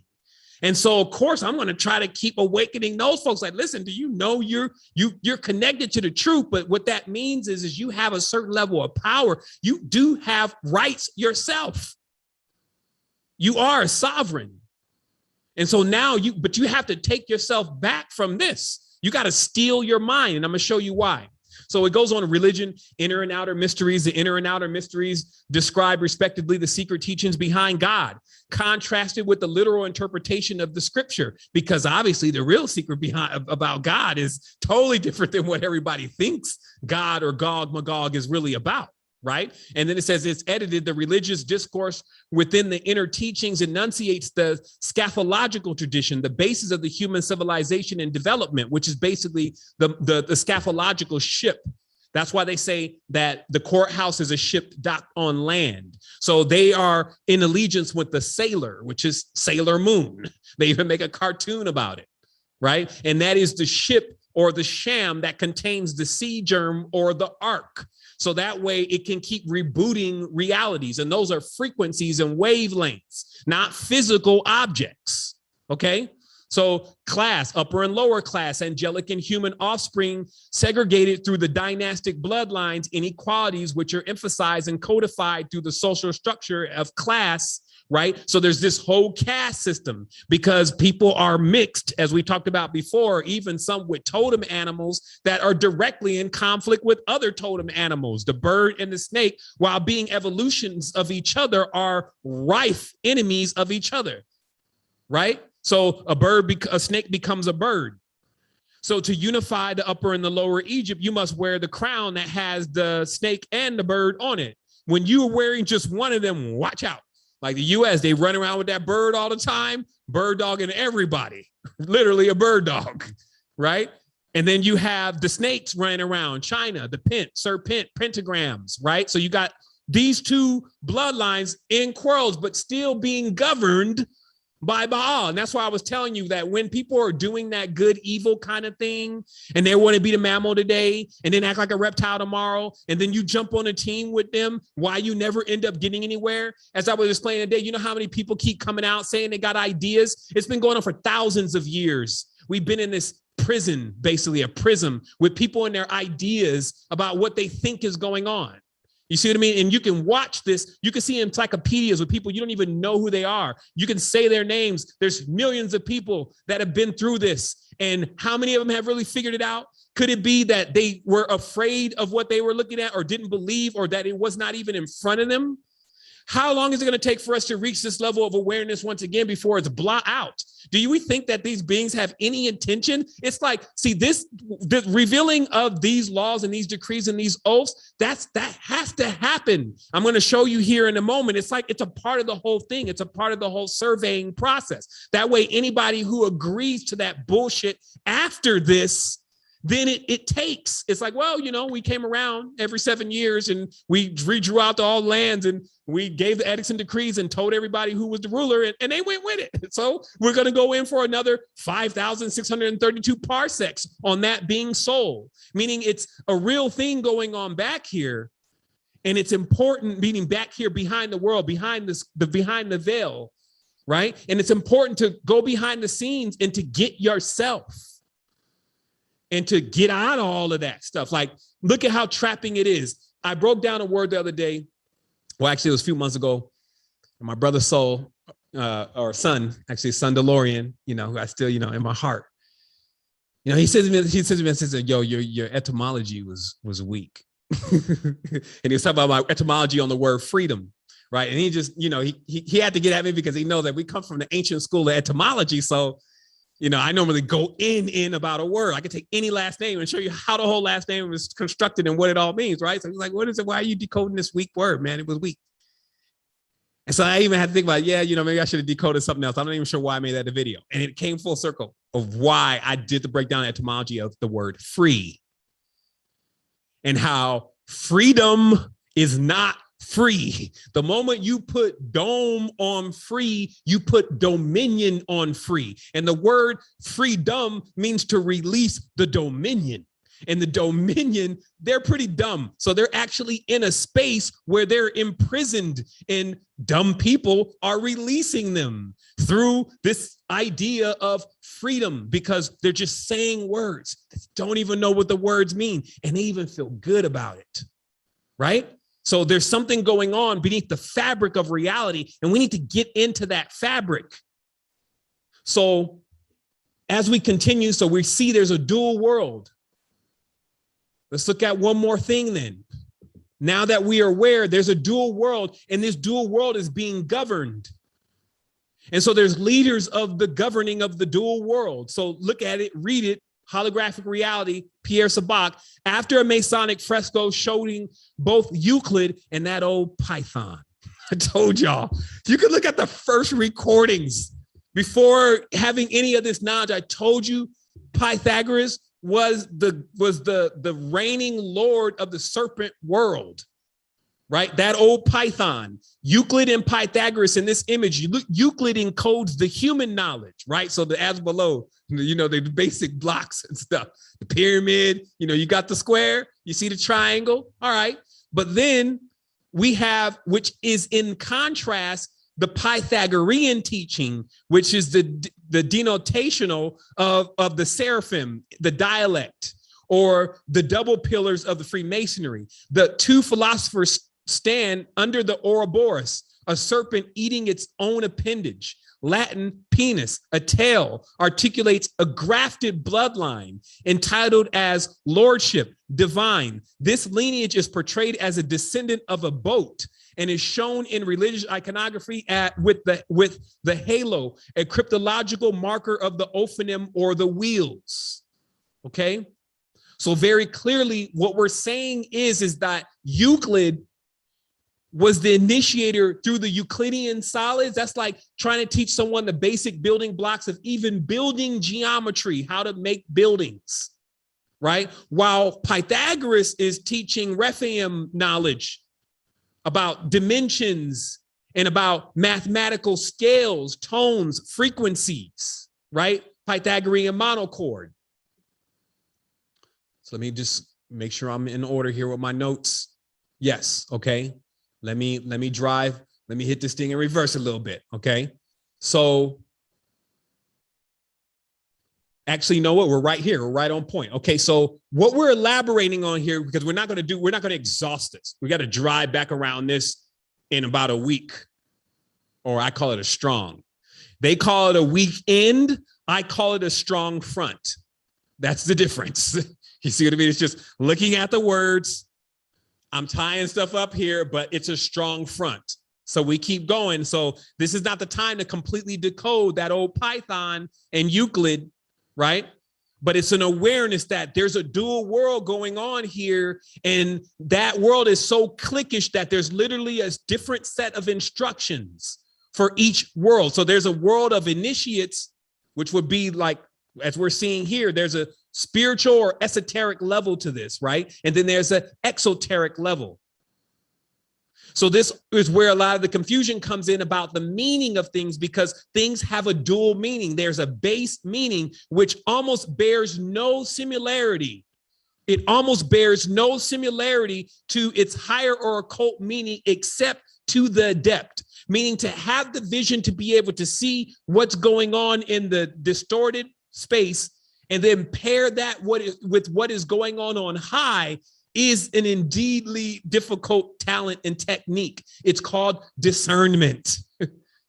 Okay. And one is to work with their discernment and work with their faculties to be able to discern, because when you can discern, you can see things. Like the world is always revealing itself. So you can actually see things, even in people, twitches, the way they move, all sorts of stuff. And it's just talking away. But if you don't speak that language, then you don't see anything. So continuing to just finalize this whole process of the creation right now. We're talking about created things, because some may get their feelings hurt. Be like, well, you mean the human beings are not the shit? I don't believe that. The reality is again, the spirit, or what you would call your spirit, which actually connects a lot to the mind and what you think you are. I'm going to show you very clearly that's the real point to all of this, because it doesn't belong to anything. It is immortal. So it's a very acute awareness, but the bodies though, the physical flesh realities though, those are the created spaces. So if you want to understand when bodies were created, we'll read here from this excerpt from the Quran. And it says, he himself created the two sexes, male and female, from an ejected drop of sperm, that he will undertake the second creation. He is Lord of Sirius. Okay, so this is in the Quran, Surah 53, Al-Najm, or the star. Okay, now still the Quran, pound for pound. If you know what's going on, because the ritual of the serum is going on in the Quran, it's saying everything. But if you don't know what it's saying, or you're not initiated to the Kaaba or the Kabbalah, you won't understand what's being said. So this, because remember, Allah is Baal. I mean, it's just like, you never escape this God of many faces of the Lord of the earth, because it possesses all kings. Okay. So it says he himself, he created the two sexes, male and female, from an ejected drop of sperm. So it's different, this type of creation. This is why when Osiris is mentioned, who is Baal, Osiris has just his member, and things are created from his member because he's been dismembered, which we'll look at here in just a moment. It says a revelation, Muhammad recitation. Let me see what recitation. Yeah. A revelation, Muhammad's recitation maintains that God recreated humanity, the second creation, from the ejected drop of sperm, a euphemism for ejaculation, a sterile process. The procedure described in the Quran implies artificial insemination. Put succinctly, the prophet states that the Elohim created humanity from semen, as opposed to mankind being brought into existence from nothing. See, because it's kind of like man. The Rephaim were kind of like man, okay? Being brought into existence from nothing, the first creation or the appearance of the anthropos. Framed within the discourse, God is deferred to as the Lord of Sirius, a title astrological of the shining seraphim and their spiritual host. A radical interpretation, the implication gleaned from the Quran, particularly when evaluated in the light of the earlier Nag Hammadi text, the 2nd to the 3rd century, in that mankind is a life form which has been genetically engineered, a point emphasized elliptically by Prophet Muhammad in this Surah 21 Al-Mu'minun, the believers. Okay. So human 2.0, smaller, same attitude. No, I'm joking, smaller and utilized to do different things. And to be honest, all this is very clear because as I was explaining to you before, the cat in the Egyptian text, as it's mentioning, was used to build prana inside of the temple. So humans, when we're saying food and all of this, we're not necessarily just only talking about the consuming of the flesh of humans. What we're saying is spiritual energy is being cultivated from the human being. Is it? You know, because this stuff can seem far-fetched. Do humans emit spiritual energy? You know, I'm just kind of checking in. And can spiritual energy be taken from one person and put into another one? So on the movie of, I think that's Warhammer, Buddy is using, what do they call it? The, oh man, what was it called? The Scurv or something. He's like a dark magic. He's got a human sitting there chained down and he's just gleaming the soul off the human and strengthening himself with the soul. And this is like the necromancers, the darkest form of the magic. And as I was explaining to someone earlier today, listen, what you reap, you're going to sow. So what you sow is what you're going to reap. So there is no real escape from the things that you're doing. So if you live in existence doing that, then your life and your existence is going to be surrounded with the byproduct of those things. This is why the moves and the things that you're doing right now, the decisions that you're making is creating the environment that you're living in. But you got to understand that there's beings that are doing things that it's just not going to go away. They're living with the repercussions of the things that they've done. And some of them have not desisted. Many of them have not desisted from what they do. It's their nature. So even you having the comprehension of how to hit the arbitration component is actually showing you that you were already given something that is very sovereign, which is actually your mind. It's like your way out, which is your way in. You see what I mean? Like there's something that changed. This is the wild stuff. All these things we're seeing going on, this is when it was wild. Civilization came from the recording. There's a gentleman that has been going all throughout Egypt and recording this and showing that the destruction in the underworld, which is Lower Egypt, was at a specific, it says on a specific day at dawn, a ball of solar ejection came right down the middle of the aisle of all of the major temple and blew all of it to a point where they melted rocks. So that absolution thing that I was talking about, there's always an absolution happening with that kind of wickedness. Now, again, it could be difficult when somebody says, well, those are my people, man. That was us. That's what we did. We built them pyramids and not even know what the pyramids was used for. There's this thing that we have where we always want to jump on something else's team, even if we don't even know exactly what that is and what it's done. And that's why I say the culture has to be, you got to clean all of that out and say, so what was going on in the netherworld? Can we even find out? Oh, well, of course we can find out. It's just nobody's asking. So let us look very briefly at the dominions. So as it states here, as I mentioned, that the dominion is that of the underworld, okay? Like the whole domination thing comes from the underworld. So these entities specifically were known as the smiting gods. This is also where we get our word smith from. They are builders in that respect, okay? So these smiting gods were they were slaving gods. This is why they always have something in their hand. And you'll see this a few times. They always have something in their hand that they're hitting something with. It's a smiting god. And most of the time, and you can look at even hundreds of pictures, most of the time there's always a human being smitten. Because these are slaver gods. So remember how the whole thing happened with slavery in the United States, and they showed that masters were constantly whipping the slaves, right? It's like this thing with masters that they want to whip the slave. Okay, so this is the energy of dominion, and it comes about through a specific type of ritual being done on earth to this very day.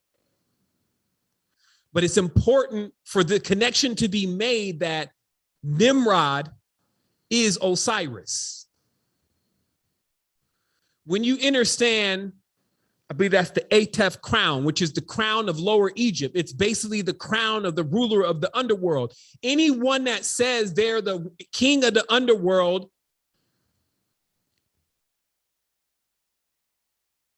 in this case, I was thinking about, who is that, MJG or A-Ball, the king of the underground? My gangster will never fail. You got to understand that this is everywhere. They're worshiping the king of the netherworld, who is Osiris. Okay? It's like the place when things didn't go well for you. Just as you learn in Toltec dreaming, when you're going down, when you're walking downstairs in your dream and everything is going down, you're going to the underworld. And there's a reason why. Even to this day, I'm going to break down clearly why it's the underworld that this is taking place in, right? Specifically. So in this underworld, so quote unquote, Jesus is a king of the underworld. Jesus is Baal. Jesus is also Thoth, right? Savior gods. And let me just get my picture here that was up earlier today. Give me one quick second here. Here it is. It was the only one I didn't load in.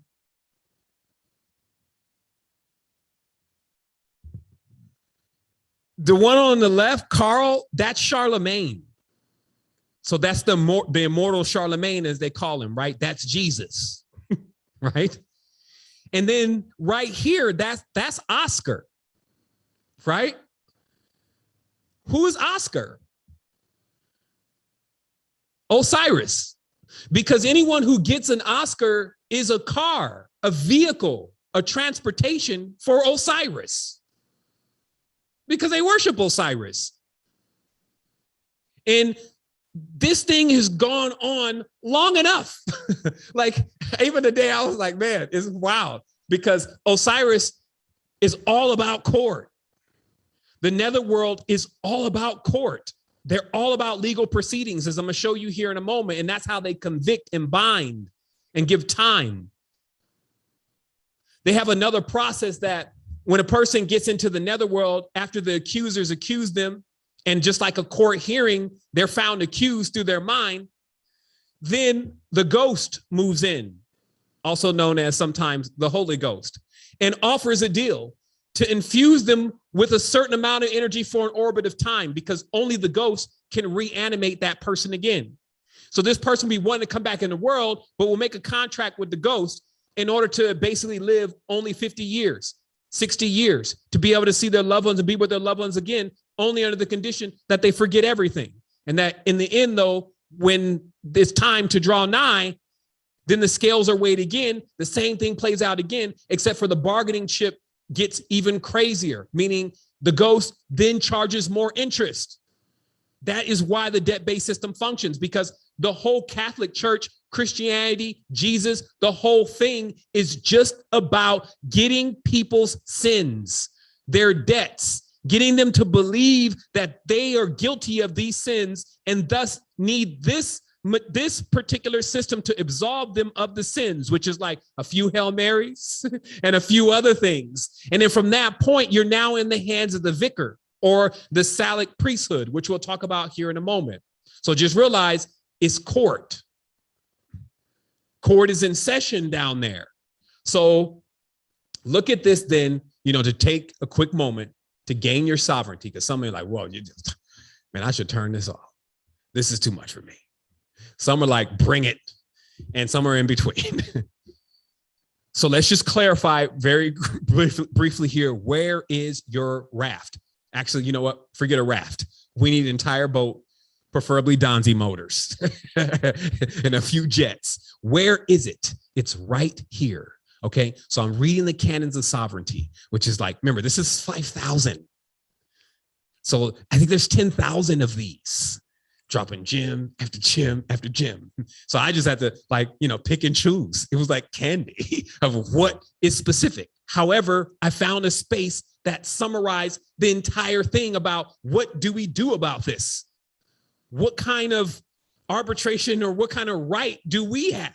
Canon 5463, 5,463. By definition, the mind of all men and women is absolute sovereign over their body through a true trust granted through divine right of use by divine trust.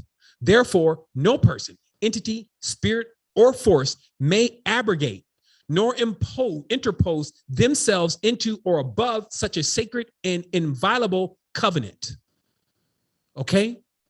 So if you're still here and you haven't lost your mind, see, when a person loses their mind, that's because the force has taken them completely.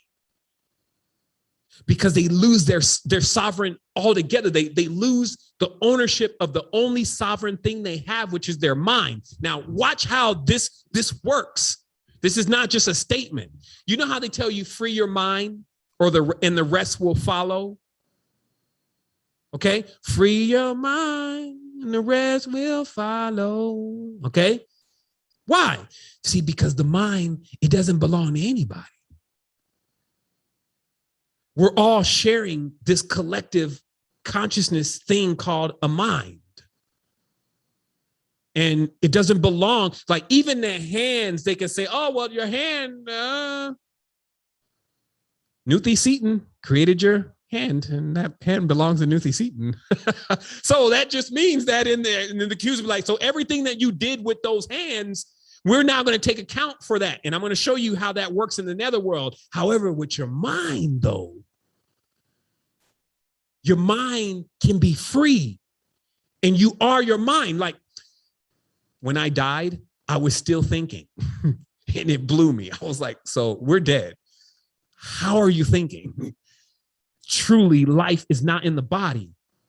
But see, why you're here, because of how this was made, because this was the created thing. Unless you have control over your mind, being complete sovereign over your body, then your body will accuse you, because the things that you're doing with your body is what is brought forth in the court. Now, let me show you.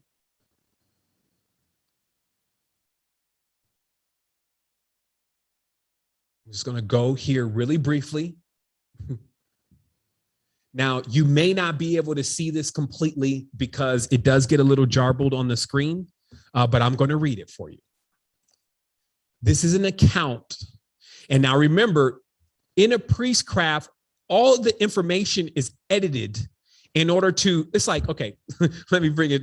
So when you're even reading something, let's say like the Bridge to the Light or the Bible or any book that is involved with Baal, it always comes across like these are the nicest people.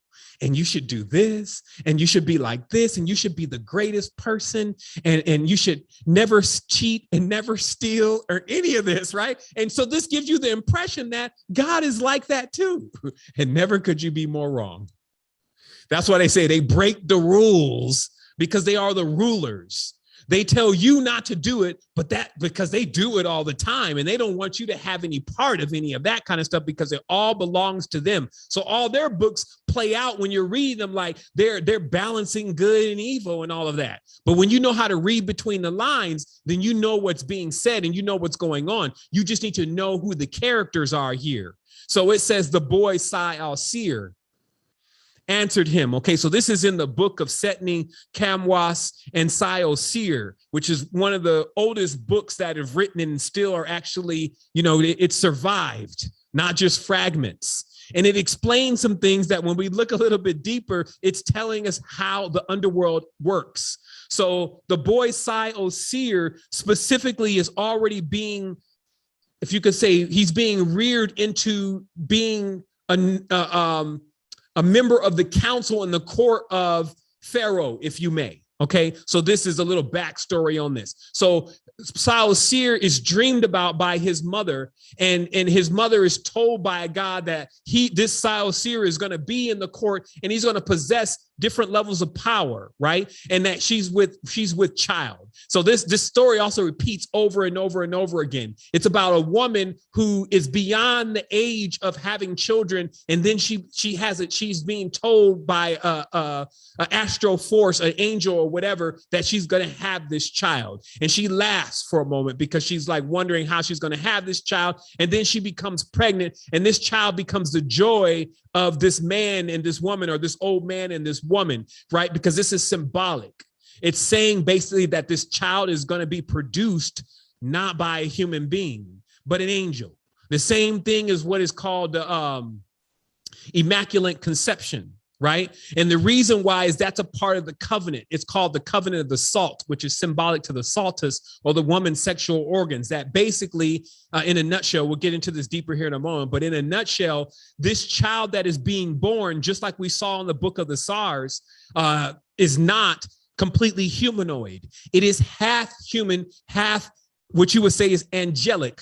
In this case, the angel being seraphim, and an angel not necessarily being the good one, unless you know what good really means, because the words are loaded. So everybody think, oh, the angels are the good ones and the demons are the bad ones, right? Reptiles and demons. And they go into that, never realizing that the Rephaim or the rapiers are also equally as dangerous. A bird with a hell of a beak, right? And claws is equally as dangerous as a snake on the ground. You see what I mean? So it's just, but you could be bred with a preference. Oh, this bird, he's so beautiful. You could be bred with a preference and prefer that. And so that's how you can see how it's psychologically working inside the mind and inside the consciousness, based on where you came from, based on where you've been reared from, right? So in this case, we're seeing a story of a baby Osiris coming into play, because the ruler has to be human angelic, and it starts from the impregnation of that human's mother by the being. And the reason why they're called rapiers or rapers is because the woman is not suspecting of this. Okay. And oftentimes when she's going through the labor of a child, now all of what a child is takes place in the womb. Women will be aware of this. The goddess knows this. So when the child is going to be a problem, there's a hard labor with the child. So you can imagine when you're bringing out a king that is going to be destructive and kill millions of people, that king may kill the mother in the process of its life. So that's the same thing that's happening to the planet. The destructive entities that are being born here are killing the host. Versus you have children that, they slide out like dolphin. You see what I mean? So there's a difference going on here. So in this case, Seir is being born. And in this story, what happens before this is that Seir has got like this Christ-like knowledge where he's able to actually see what is going on in the other world, and then is trying to tell his father that the rich man who's got all these people at his funeral and all these people crying for him, is going to suffer more than this poor man who is basically going to die with nobody, because one has greater value. So that's what I was saying before. They always paint it like, oh, that's great morals. And I don't doubt that in the society, maybe not in the palace, not in the governing system, not in the gubernatorial, because that's a different set of laws.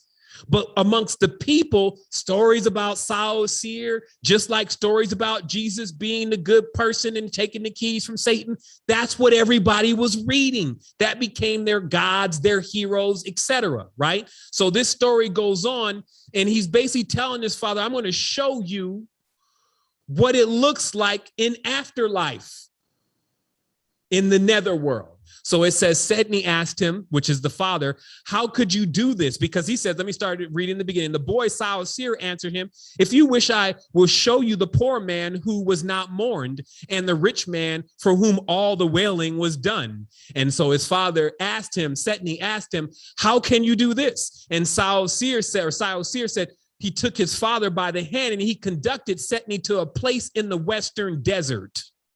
Okay. Now look here. It says there's two excerpts here from two different books. One is from the king's purpose. His majesty said to the companions, my majesty hails my father Osiris, first of the who? The Westerners, Lord of Obidos. So technically then that means the netherworld is west and they want to be holy. That's why they created the holy wood in the west, because they're trying to take over the holy rites, right? That's why they issued the Oscar in the west. I will fashion him his limbs, his face, his fingers, according to that which my majesty has seen in the rolls. His form as king of Upper and Lower Egypt at his coming forth from the body of Nut, right? So this is to establish that Osiris is the Westerner, okay? Now, also here, let me just finish reading. This is then coming from Yahweh and the Underworld Deities, which is a book that's on archive.org, Ma'at, Resheph, and Moloch, and Rephaim. In the Old Testament, Yahweh and the Underworld Sheol stand rather remote from each other much of the time. Only gradually did a meaningful afterlife belief emerge in which Yahweh's power over Sheol was fully manifested, right? Because that's why I say Jesus took the keys from Satan. So there's constantly wars going on in the underworld about who is going to be the ruler and the leader. And this is why, if you really read Egyptian texts, you find there's always a quarrel between Upper and Lower Egypt. And there's always this idea of solving that quarrel with the covenant or agreement between an upper and a lower world. But you clearly know that inside of Nubia, the Melech or the Moloch or the horned, the Menelik or Melech is the king or the horned, right? Versus in the Lower Egypt, you understand that there is the serpent god, right? Osiris. So any kind of agreements between these two still may not be in the best advantage of the people, because the people are treated like chattel or food. And this is going on today, right? And that's also what sovereign law reveals as you get deeper and deeper into it. So it goes on, it says, only gradually did a meaningful afterlife belief emerge in Yahweh's power over Sheol was fully manifested. In the Ugarit mythology, the supreme god of the underworld is also called Mot, who's death. And another underworld deity is called Resheph.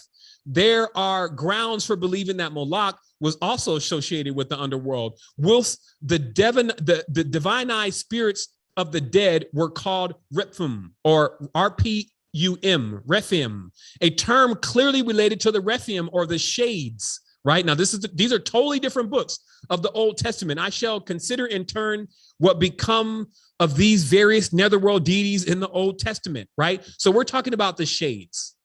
We're talking about when God's name was Shaddai, which means a shade.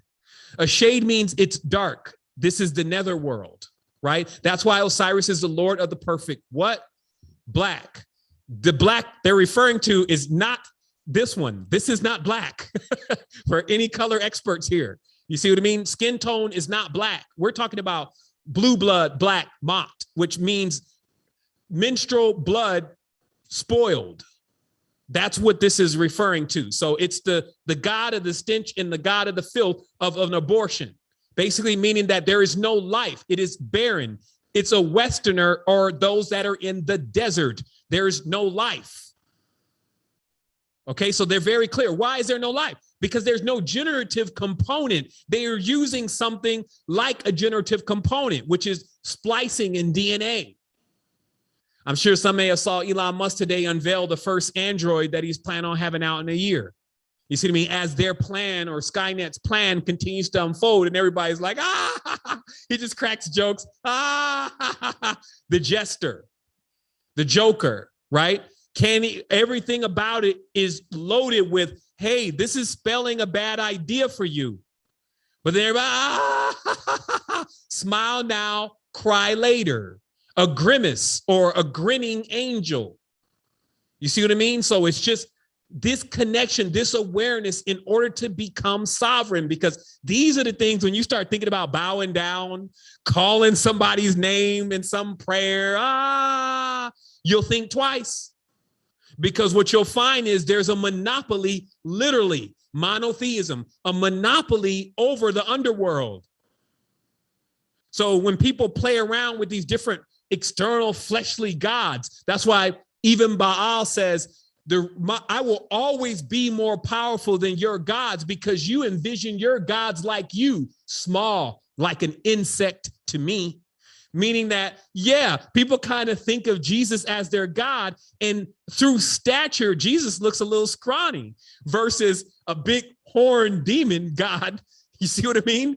So in the mind, since that's where the war is taking place, my dad can beat your dad, meaning the same buffoonery of conflict goes on with most people. That's why Allahu Akbar, it's sickening. They want everything. It's like a zombie at this point. Everything that happened, Allahu Akbar. And it's like, wow, I'm on a planet with this. And these beings even want to go at you if you're talking about it, unless you're shielded up yourself, right? So let's keep going. So finalizing here about court in the netherworld. As it goes on, it says they entered the fourth hall. Watch this. Because in many ways, people are living in the netherworld now.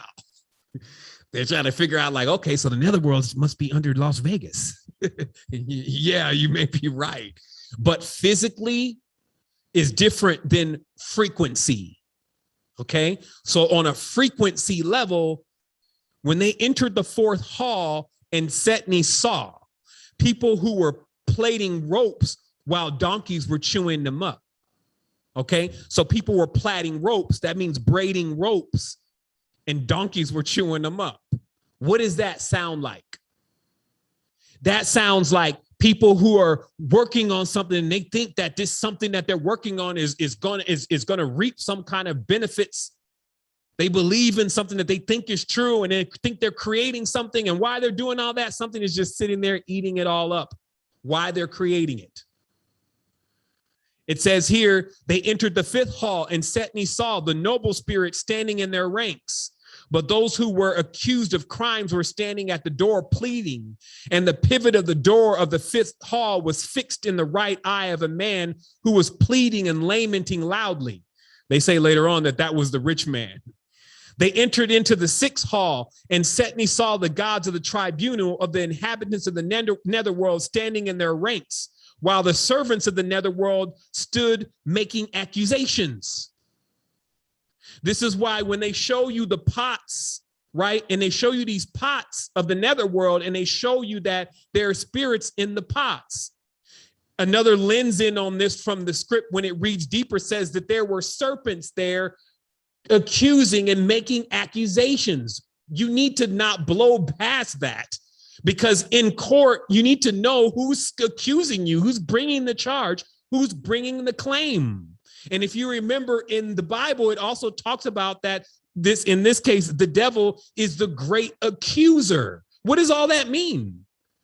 It means that if you end up getting into this space and inside of your mind, you believe that this things that have happened on earth, these rituals and things that have taken place hold sway over you, and that the things that you've done that you now need penance or to whip yourself, like a Salic priest whips themselves as penance. Gog, even in the book of Og, whipped himself, and how all the priests whipped themselves even until they died, to bring up a certain level of magic. Because why? They serve a wailing God, a crying God. You need to cry to this God and suffer in the face of this God. And you need to be the greatest sufferer in order for it to hear you.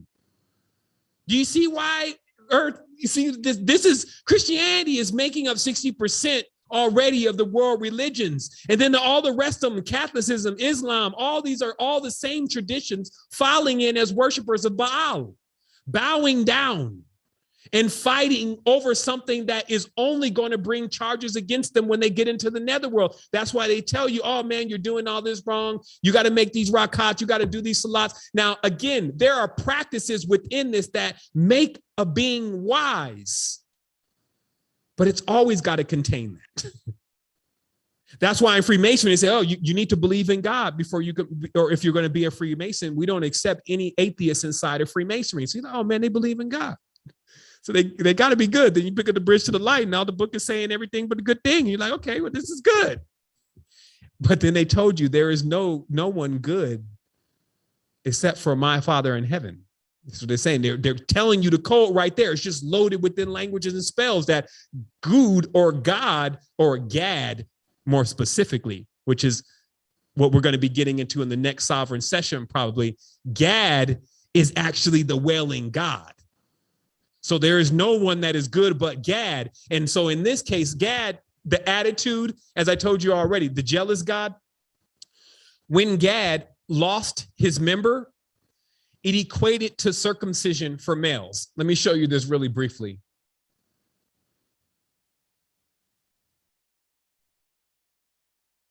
Let me see here. Let me see. There it is. Let me see there. That. Okay, so that one did not get loaded. Give me one quick second. What this is about is, yeah, actually, here it is right here. Very one-eyed. Okay, Nimrod and Osiris. Okay, so remember, I'm establishing here as we're looking and lensing into the deepest part of the rabbit hole, which is the netherworld.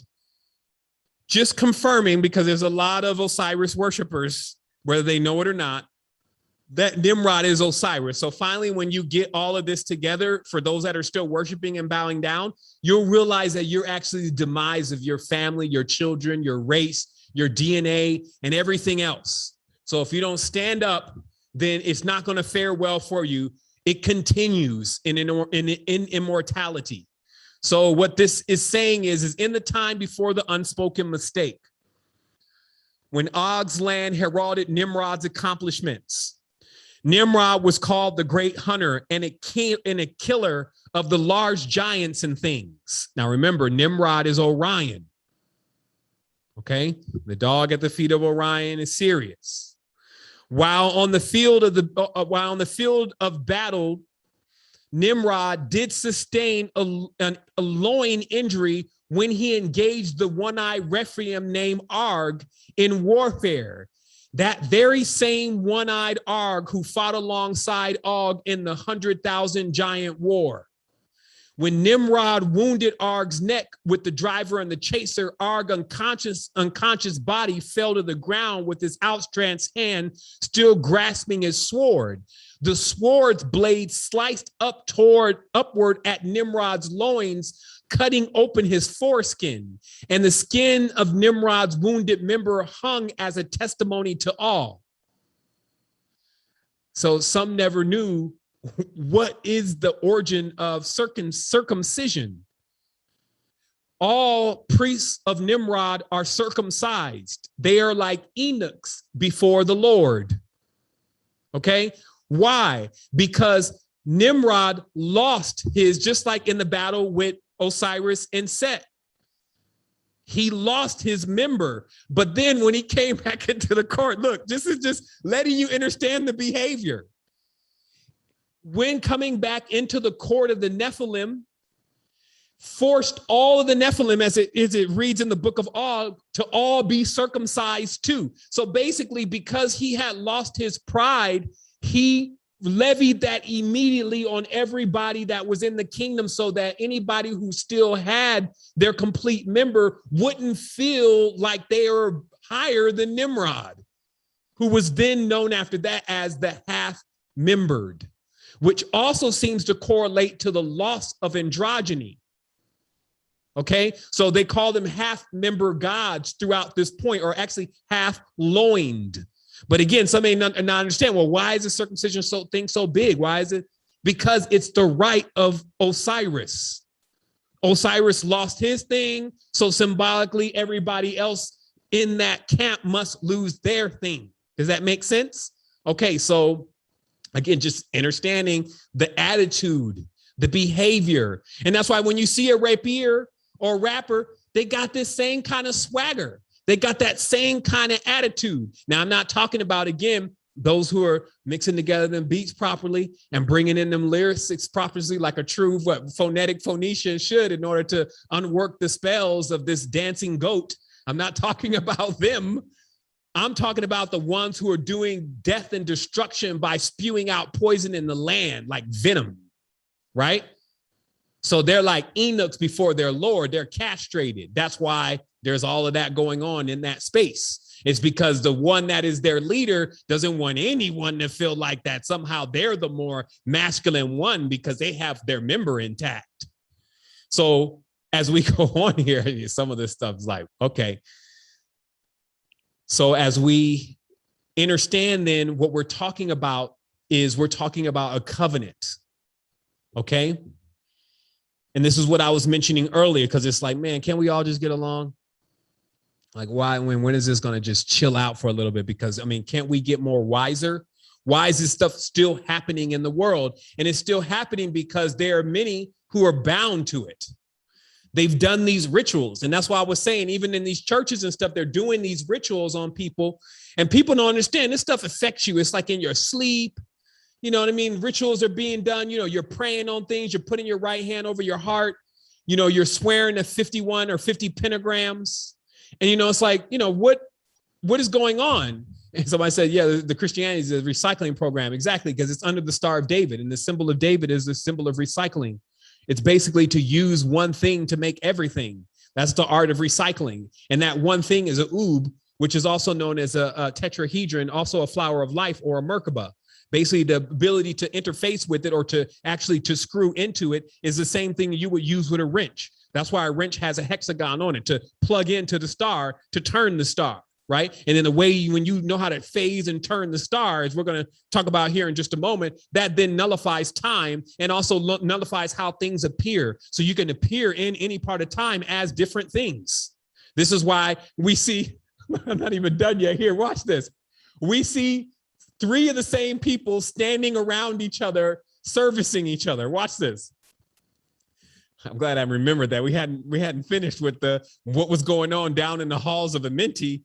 Now we're on the 6th floor. You know, the elevator is still going down. They entered the 6th hall and Setni saw the gods of the tribunal, and they were the inhabitants of the netherworld standing in their ranks, while the servants of the netherworld stood making accusations against anybody that's bought in the space, right? So they entered the 7th hall and Setni saw the mysterious form of Osiris, right? Because this is the 7th hall is the 7th foundation, right? So the only created spaces are the netherworld because they are the accumulation of things that were created, right? So that's what makes up the stone, right? The bones and the stone, right? It's the accumulation. It's a rock. That's why I say on this rock, I will build my kingdom. This is why New York is pretty much one of the kingdoms, because the granite that New York is built on goes down for miles. It's not like some of these places, you know, you can hit through the rock. You go into Elberton, Georgia, you can't. The vein that's running through Elberton, Georgia runs all the way to Stone Mountain, was what they made the guide stones out of, with the same granite that the pyramid capstone was made out of, the same granite that most old courthouses are built from.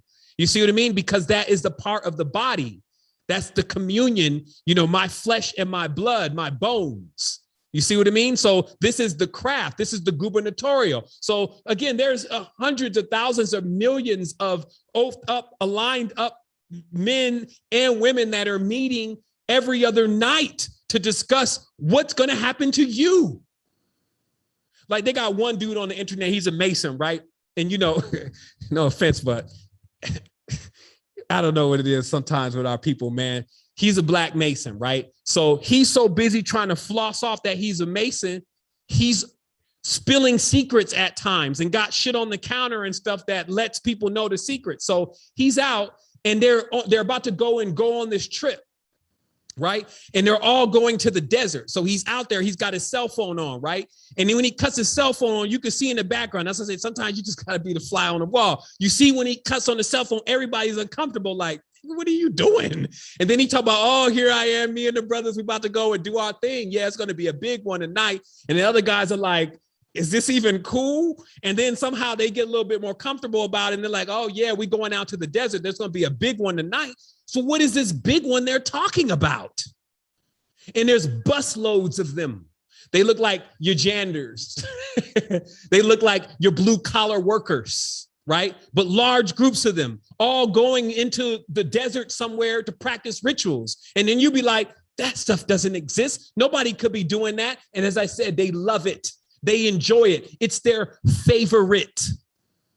The word favorite means love to do rituals. The favorite, love to do rituals, right? Because the entity they're serving is very ritualistic. It needs for this thing to keep going on so that it can maintain its control of the minds, right? So it's got to keep rolling out different variations of the same thing. Let's keep reading. It says, they entered the seventh hall, set, and he saw that the mysterious form of Osiris, the great god, sitting on his throne of fine gold, crowned with the Atef crown, Anubis, the great god, on his left, and the great god Thoth was on his right, and the gods of the tribunal and the inhabitants of the netherworld stood on his left and right.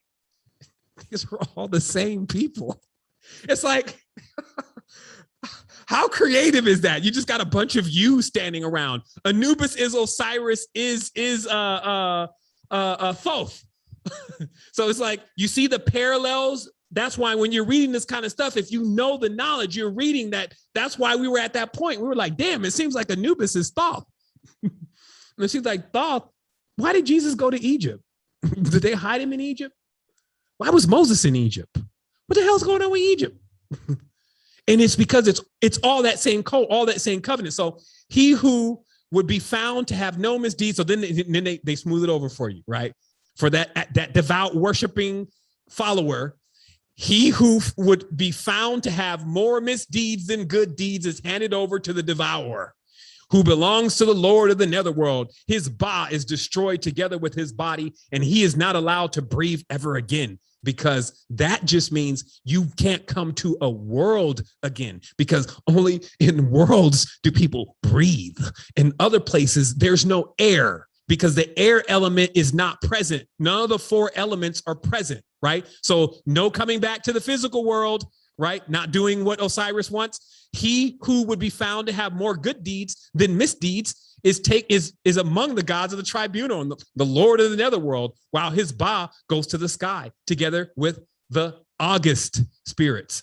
Isn't it August? Yeah, it is. So this looks like right on time. So he would be found to have good deeds equal to his misdeeds is taken to among the excellent spirits who serve Sokar, Osiris. Okay, so smooth it over a little bit. You should do well. You should be good. Serve thy king. Be the one that does all the things that we tell you to do. Don't break any of the laws. Meanwhile, the covenant, again, I got to just say again, to know Pierre Sabak this life had to be a synchronicity within itself, because the confirmation, etymology is the confirmation. It's not Sevan Bomar. It's not anybody else. You need something that actually is so refined that it will keep speaking to you. It will keep showing you what it is, whether you want to accept it or not, because there's no time you're going to want to turn away. You're going to want to believe something else. You're not going to want to believe, because it's like a conditioning, like even how we raise our daughter. I tell you, she doesn't see crazy stuff and get into bad things and all that kind of stuff. She's exempt from all that. That stuff exists. You see what I mean? Versus some kids, they're just thrown in it right away. So that it changes their character, it changes their demeanor, it changes their way of being, right? So the etymology is the thing that, whether somebody wants to put cotton gloves on, as I call it, or, make you feel all good, namaste, it's all going to be fine. Just don't even, all of that, right? And then you just buy into that. Etymology is going to tell you what is what. So it says here, this is in relation to the covenant, just so you can understand. The covenant is by salt, right? And salt is very symbolic. Salt is also a cube or a square. When you look under it, the salt is a cube, right? So that is the square, but look, it means something deeper. To summarize, the bascolex is a stepping worm, is joined with the saltatrix, a saltator, a thematic of a dancer or a satyr, right? I know R. Kelly comes to mind in the goat suit with Dave Chappelle. The prancing goat is collective of the solar priests. Previously referred to in chapter 23, sailors, goats, and salts, the soter is known commonly in Latin as the sodalist fraternity, a secret society defined as a priestly college. Okay, this is one book, but what did we read earlier? We read earlier that one second here. We heard that the word sovereign, right? That's why I'm saying you just got to, multidisciplinary. You need to know different things. They mention right here in this work, what does it say there at the bottom? To hide the origin of the word sovereign. Different book, I'm sure doesn't know, authors don't know each other. As coming from the Franks and the Sacroloid, the Angelese, Old French, sacred law, the Latin word solver means one who rescues or protects another from harm. It was corrupted to soter. So what that saying is that the soter priesthood, which is the Illuminati, the brothers of light, if you may, started trying to make everybody believe that they were the ones that were coming to protect everybody. And that's where the Freemasonry came into play. So let's continue and finish reading this here. That's why you got to protect yourself. Professional technology takes place in your consciousness. Give me 1 second here. Let me just bring this up. Eve angels only get in between you and the source. You are the source. You don't need anything refracting the light and distorting the light of your truth. Okay? So this evangel thing with the goat is a serious thing. This is why Jesus is Baphomet. To summarize, the bascolex, a stepping worm, is to join the salatrix or the saltator, a thematic of a dancer or a satyr. This prancing goat is a collective of the soter priests, previously referred to in chapter 23 as sailors, goats, and the salt. The soter is known commonly in Latin as the sodalist fraternity. Sodalist is also the root of the word sodalite, by the way, which is blue, because it's a reference to a blue blood, or the blue and the red, the two opposing teams, but still apart or have the same owner, right? Sodalist fraternity, a secret society defined as a priestly college. They represent their group with salt. That's a pedagogic or of a serum or a goat. Salt in modern English connotates sad and sadism, twined with assault and assailant, metaphors of the angel or reaper, okay? It's also known that in the human body, the consumption of too much salt dilutes the senses. And to remove salt from the diet heightens the senses. So just as you can plug your nose and you can't taste, salt removes the taste from your senses. Spice removes the taste from your senses. Things that are wild don't season their food. That gives them a higher sense. It doesn't have anything to do with who's good and who's bad, unless you understand what the word good means. But see, this is an awareness. That's why they call it connecting. They're able to connect. Their connections can connect into all the trees, all the bees, all the animals, anything that is under the Lord, which is the moon. Right? So anything that can be controlled by the moon, even your attitude, emotions, plants, the trees, the king tide, the sails, the currents, any of that can be controlled, and also the frequencies, right? Which we're going to see here in just a moment.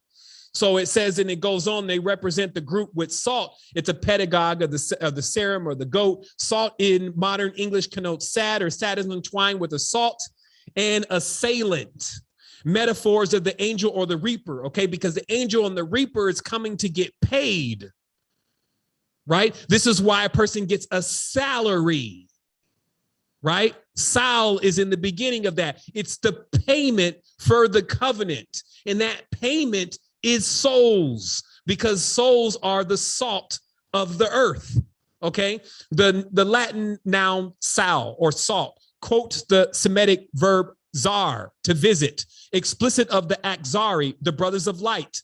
And that's why we were saying multidisciplinary. In the book of the SARS, the Zarin cult, the SARS are calling in a spirit to impregnate the woman and conducting a ritual around that. And they're calling who? The Akzari, which are not humans. The Illuminati are not humans. Brothers of Light is not a reference to the human as below Masonic group. They are only hosts. They are only being ridden. The goat rides them, right? The czar, this reference in being salt is a reference to an invisitor, a visitor, also known as the Elake or the high creature, an alien, meaning that it's foreign to man. It does not want to fight and it does not want to love. That is, reptile wants to fight, mammal wants to love. It doesn't want to do either one of those. It is a voyeur or voyager, an explorer. It lives vicarious, voyeuristic through others. All the things that others are doing, it watches, like a Scolex or an Oculus or an eye. That's what that eye on the top of the pyramid is, a watcher. You see what I mean? So you do all the bad stuff, it watches and it lives through the energetic field of the stuff that you're doing that you're going to then pay for and be accused of in the netherworld, right? But that was the old story. Now that you know the truth, and the truth will indeed set you free. All of this ends today, tonight, right now. It's over. It's a wrap. Osiris goes to court. You see what I mean? It's like this cannon gets fired at them now. That's the power of a sovereign. It's higher. That's what I say, man, let's just, look, bypass these jerks.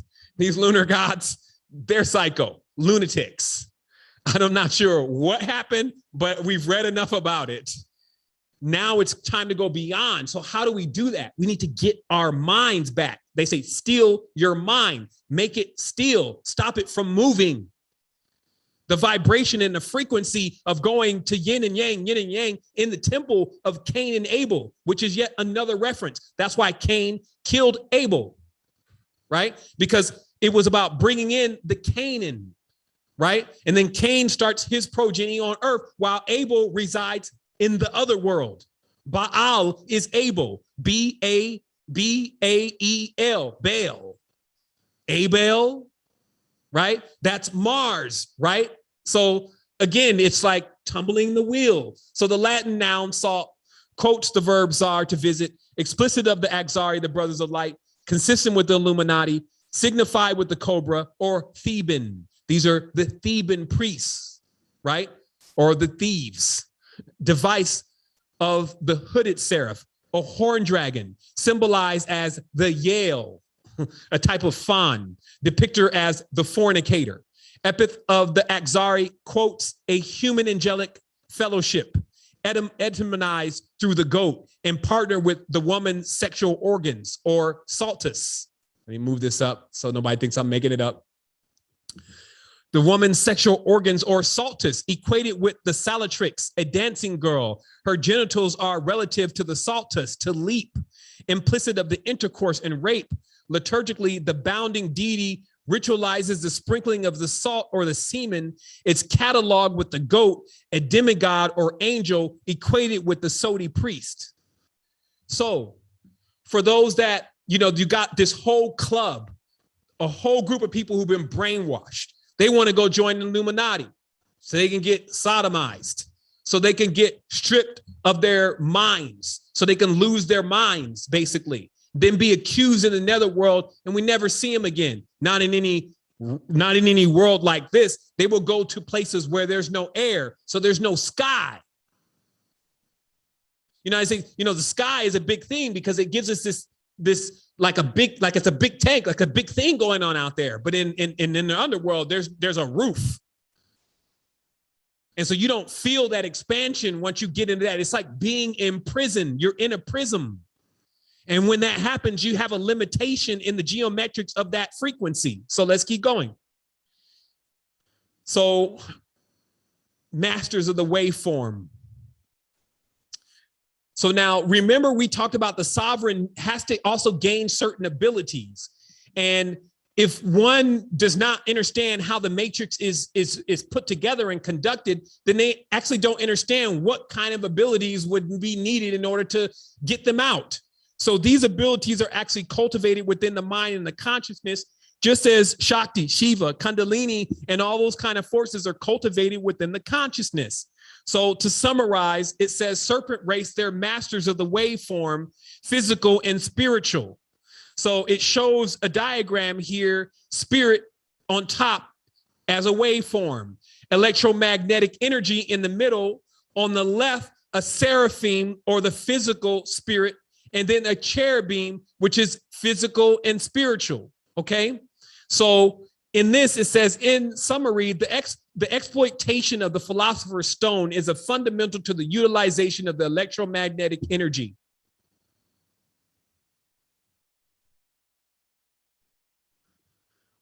The electromagnetic energy properties integral to a holographic culture. Complete, the utility over the temporal order is demonstrated typically by the Elohim's ability to manipulate the waveform. A matrix which controls physical matter and its pattern or sequence encoded in the symbolism of the philosopher's stone.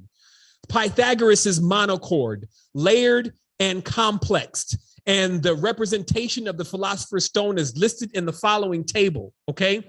So we're talking about the great work or the philosopher's stone, which means basically to never die. And to never die, you need to be able to control time. And to control time, you need to be able to move higher than the frequency of time. So to be able to manipulate the temporal realm gives you the ability to shapeshift and to move through time. Okay, so those who cannot do that are under the dominion of the spirit waveform, the electromagnetic energy, and the seraphim and the cherubim, because all of those energies respectively know how or are part of manipulating the waveform. So they say that this started with amber. Amber was the first electricity. Now, amber is also the sap that is in trees. And that's what we were talking about before in some of our posts. Are these really trees? When you're seeing these huge mountains. Now, there's text in the book of Og where it says that basically those in the league with Og became the mountains that men built their castles on. That was the level and stature of them. So these were not 9-foot giants. Some of them stood 40 feet, 100 feet. Remember, they are in the womb, but too big for the womb, but they're accumulating. So they become many of the mountains and the stones that are residing around us. Also the crystals, these are the angelics. Right? That's why the whole crystal phenomenon, all that comes together with the spirit and the body, because all this is a part of one thing with all these different frequency-based variants, right? So this monochord, if you may, is a layer, complex dimensional realm where things are separated by frequencies. So each plane may not be aware of the other plane because they're slightly phased out of the octave or frequency of that realm. But the Axari or the cherubim and the seraphim, and of course, those who know how to ride the flux, which is what the fourth dimension is called, can move through this space. And when moving through this space, when coming back into 3D, you can appear as different things. Basically, you're just like the same thing when someone takes certain things like DMT, their frequency starts changing and then what they're looking at starts to change into something else. So what you're then seeing is that on the other frequency. But having these chords or strings, that's why they call it blood line. Having a line to separate each frequency is how this entire construct, which I thought was called the Heptameron, but it looks like a love book is called that same thing. But I remember there being a reference in the occult books to there being 7 layers, if you may, of created spaces that were ruled over by these demigods. You see what I mean? And humans oscillating just through these realms, right? So we're almost done here. It's almost about to happen. What time is it? 9:30? Okay, look, we got, I don't know. It's 2:30. Wow, 3 hours. Okay, so let's speed it up here. We're almost done here. So we're talking about then the masters of the waveform having this ability, and let's keep going with this, because remember, this is not just exclusive to Baal. This is not just exclusive to the cherubim, the Rephaim. This is exclusive to any sovereign for sure, because they're higher than this. So this means that they would have to have at least the ability of understanding these codes. So let's keep going through these codes very briefly.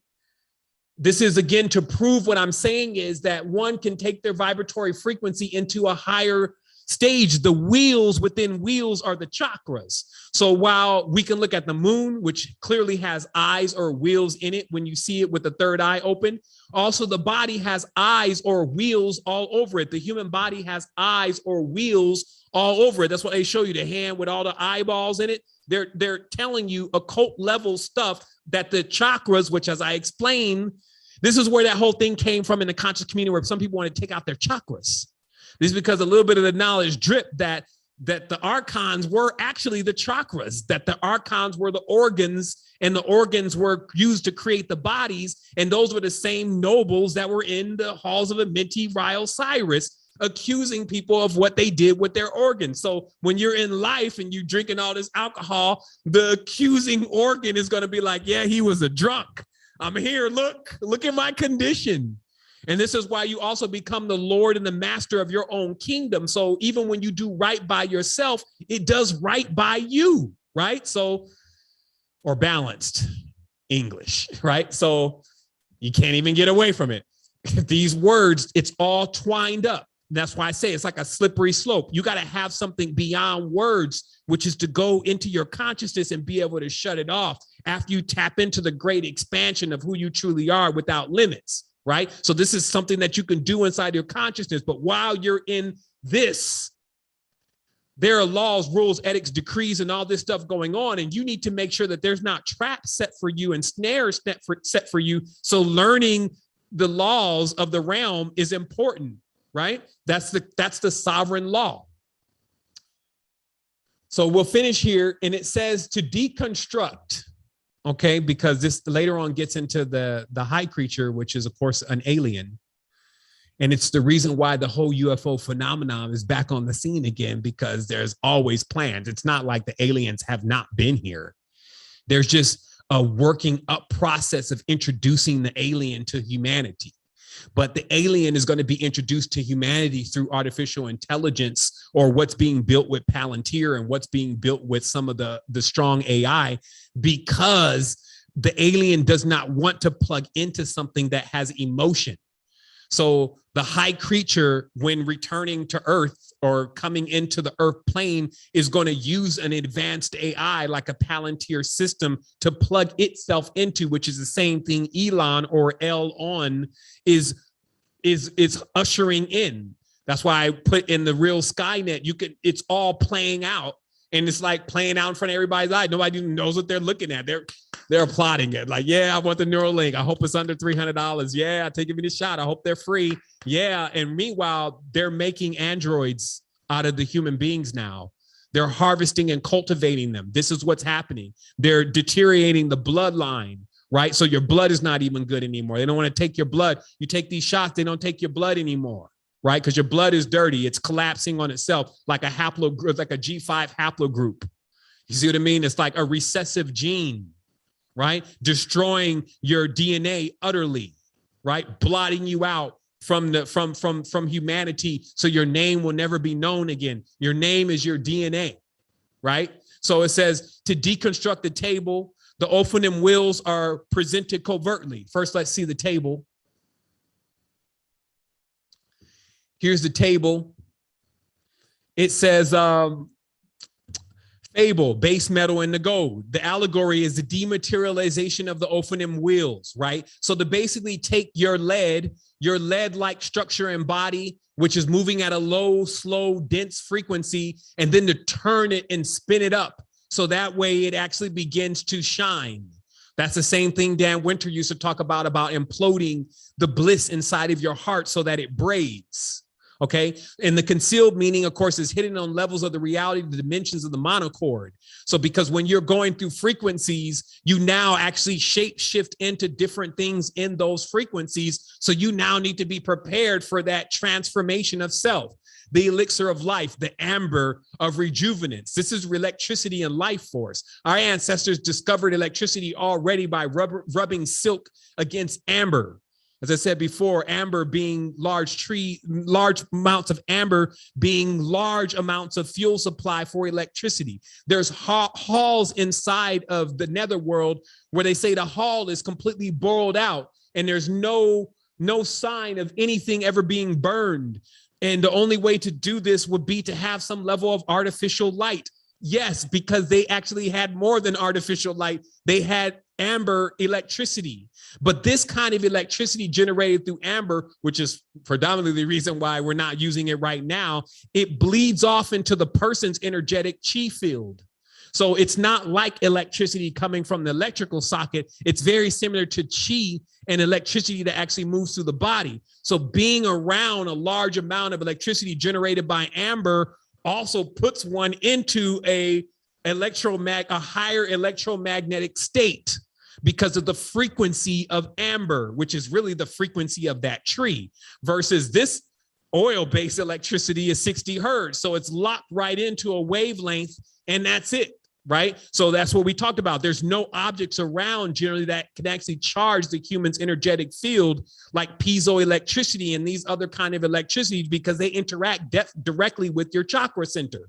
So the prima materia or the first substance, this is the cherubim, proto-human anthropost. OK, so this is basically saying that this particular substance we're calling cherubim is what was designed to allow the mating between bloodlines. So the human being, as we're seeing it now, was designed in order to, because this is why you can't have a fish and a dog have a baby, okay? So there needs to be some kind of medium that is created to create a medium. It's literally that the bodies, which are like pentagrams, are also the covenants between two different worlds because they allow the mediumship between these worlds because there can be a mating between these two and they can produce life. So the mammal and the reptile can get together and love each other for a moment before they're fighting again, and then they produce life, okay? So that's called prima materia because you need prima materia because it's the basic foundation of life. So this is the cherubim, the proto-human, the anthropos, and the seraphim, non-human, angelic anthropos, right? And the crossbreeding between the two. Finally, the fable, sound, spirit, matter, light, soul. This is the enlightenment transformation of the body and soul. This is a transfiguration of the seraphim into a man, okay? So meaning that whole shape-shifting thing comes from the ability to manipulate light and then being able to transform from anything that you are into this. Now, some people will look at that only in the way like, man, this thing could be amongst us, right? Never realizing that that thing could actually be you. It's explaining that even if you were a seraphim, which is actually a bit higher up in the class, that you could then start appearing like you're just a human being, and with a mirror, which is the most magical object, start believing that you're actually a human being because you shape shifted into one and got brainwashed from there. It's happening. Even in the book of Og, they explain this kind of punishments on even people in their own kingdom, right? So it finalizes here. These are the masters of the waveform and the holographic culture. And we finalize here by mentioning that the deconstruction table of the Ophanim and the Wills, which we just looked at, are presented covertly as the original source of the philosopher's stone, an object constructed from the base metal, lustrous in appearance. The dormant Ophanim, when activated, shines gold and amber, allegorically led to gold, a strange phenomenon. The igniting of an alloy, wheels in the orange light, is likened to a refinement of a body, lead, spirit, light, gold alchemy. Okay, this is like when you see like a race car slam on the brakes at night, and then the brake pads glow white, right? This is what we're talking about. It's like when you spin up so high in frequency, you start to shine. So your lead-based low vibratory structure turns into like a light gold spirit alchemy. Okay. In a more true sense, the Philosopher's Stone is the ultimate control over physical matter synchronized with the realm of the spirit. It's the manipulation of a waveform, a string which intersects all realities. Pythagoras' monochord, a secret knowledge of the angels, the understanding of the workings of the erotology of the monochord lies behind the fabric of existence, the entry point or basis of multiple realities, which is a frequency. This is why you hear a ring in your ear. You can hear ringing in your ears. It's why the radio station is from a specific hertz and the TV station's on another. It's why 5G is in a certain range. These are frequencies of the monochord, okay, which correspond to levels of the human body and the levels of the human body. That's why they call it, the 7 chakras, because this is the created space, okay? And the manipulation of the created space will be to turn the wheels to dislodge them. See, when the wheels are stuck, then the vibration is slow like lead. When the wheels start to spin, then you glow, okay? So those that could do that, of course, oh my goodness, a shining one. This is the same thing that we're even seeing, baby shining ones that jump up as the stars and the actors. That's why they're calling themselves that, because they use a little chakra juice. They may use just a little walk-in. They may plug in or bolt on a little dominion or a grimace or a minion, like a dominion. So they may bolt on a little minion that can sing. And then now they be up there singing, got everybody mesmerized because you can't sing, even though you really can. Right? But you're idolizing this other being. And then subconsciously, anytime you're looking for a leader, you become a follower. Anytime you're looking for a God, you become a servant. That's as above, so below. That's how it works. It happens in a twinkling of an eye. So we have to be aware of what we're doing. Like, and again, it's not bad to be in service. This is not good or bad. We're in service to humanity right now. It's just about, what are you serving? Have you checked base? Have you really read the manuals to this? Did you read the fine print to Osiris's contract before you sign that? You need to get back in there and stand in court and nullify and banish something before, who knows? So let's finish off here, because someone say, well, so how can all this happen? I refuse to believe this. How could there be so much power? How could one man have so much power, right? Here's that answer to that question. It starts here. This symbolism is indeed that of a ruler. You always see it. Every time they start talking about God, God's always got a ruler in his hand. Check it out. Go to pictures of God. He's always sitting with an L in his hand. That L is a symbolic of a ruler, right? But we only think, okay, a ruler, like the one who's in control, or is it the one that all the measurements are being done by? Because in order for something to rule, it must define what it's ruling over. So let's look at the canons of sovereignty really briefly to get the final clarity on where they take their charge. Like, how are they doing this? How do they think that they're going to get it? How are they getting away with this? They are actually trying to steal sovereign property, which is your mind, bind it in trust by a higher authority, higher than them. So they are criminals, right? So how are they accomplishing this? Canon 5576, sovereign terrain, is a term used to define a fundamental system by which a sovereign makes claim over the earth, water, and air of a place on the planet, and how such a claim is then justified and maintained. Canon 5577, the word terrain is derived from the Latin terra, meaning land, earth, ground, soil, country, and the world. The Latin word terra itself is derived from the first millennial BCE ancient Irish word terra, also spelt in many ancient languages as Torah, meaning land, earth, ground, rule of law, right? Which is also tiara or crown, which is symbolic to being a ruler or a ruling law. Canon 5578. So see, what it's talking about is in order for any sovereign. Okay, let me lens in, because you may think the sovereign is the bad one now. Like, oh shit, it's the sovereigns in there too, trying to claim fundamental property, blah, blah, blah, blah, blah. Okay, listen to what's being said here. It's literally saying that wherever you live, you should claim as a sovereign, because it's probably already been claimed. And because it's already been claimed, you're under the rulership of whatever claimed it. Until you come and stake a claim on it, it's already been claimed. This is kind of like squatting. These are like, these extraterrestrials are galactic squatters. They claim stuff. Now, let me show you how it's done.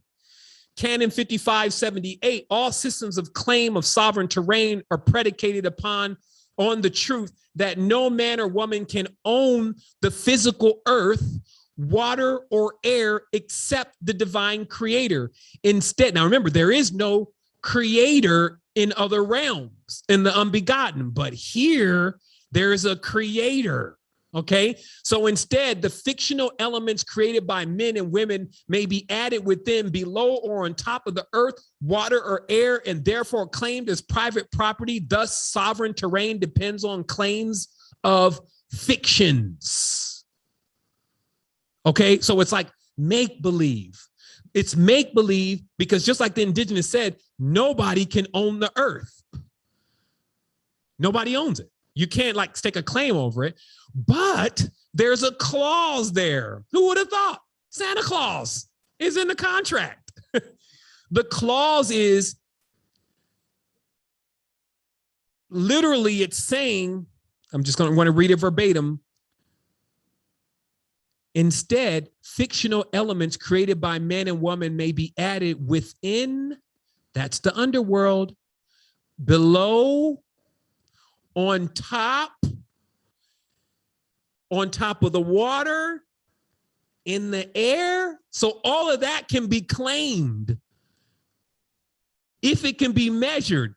So there's still more. There's more of a clause here. So this was literally a loophole in the law. So if you claim that basically that you're from a space that can't be claimed, then that's where you reside.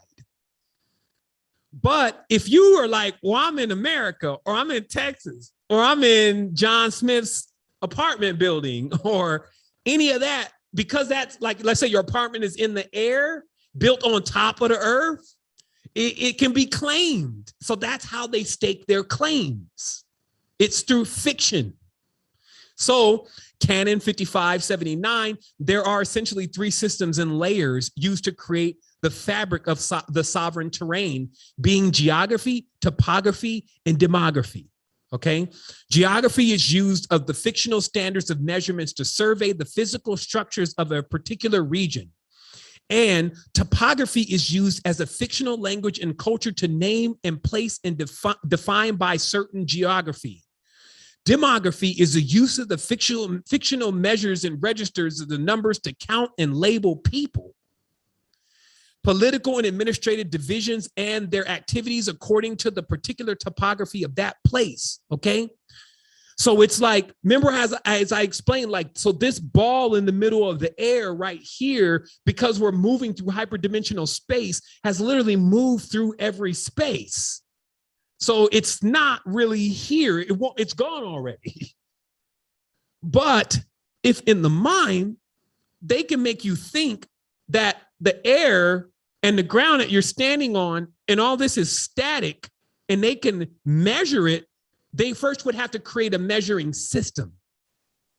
So that's why I was saying before that mathematics is the real occult. That's why you can look at trigonometry and calculus, and if you don't know that stuff, it doesn't make any sense to you, because it's another language, and it's a language used to to carve out geography, topography, and demography. And that's why you see God with the measuring. And that's why I was explaining before. I don't remember what book it was in specifically, but it was talking about how the Nephilim, or in this case, probably the Rephaim, divided the earth amongst themselves. But it was a hidden pun. It was a meaning that they actually started bringing in these systems of measurement, like the cubic. And that's why I was saying before that it's very difficult for everybody to agree on what the same system of measurement is going to be on the other side of the world. Measurements are basically come up with out of thin air. All of this stuff is a fiction. It's come up with out of thin air. And people start using it. And because they start using it, they don't understand that it's actually a part of the Salic priesthood. Because the Salic priesthood is the ones that actually created these symbols, which are basically the measurements that are used to bind the land. Okay, so let's keep reading here. I see that one of my slides seems to be missing because I just thought of something. Give me one quick second.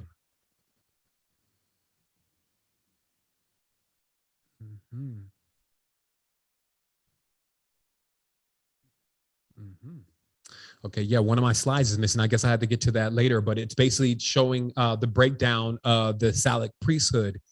So we'll keep going here.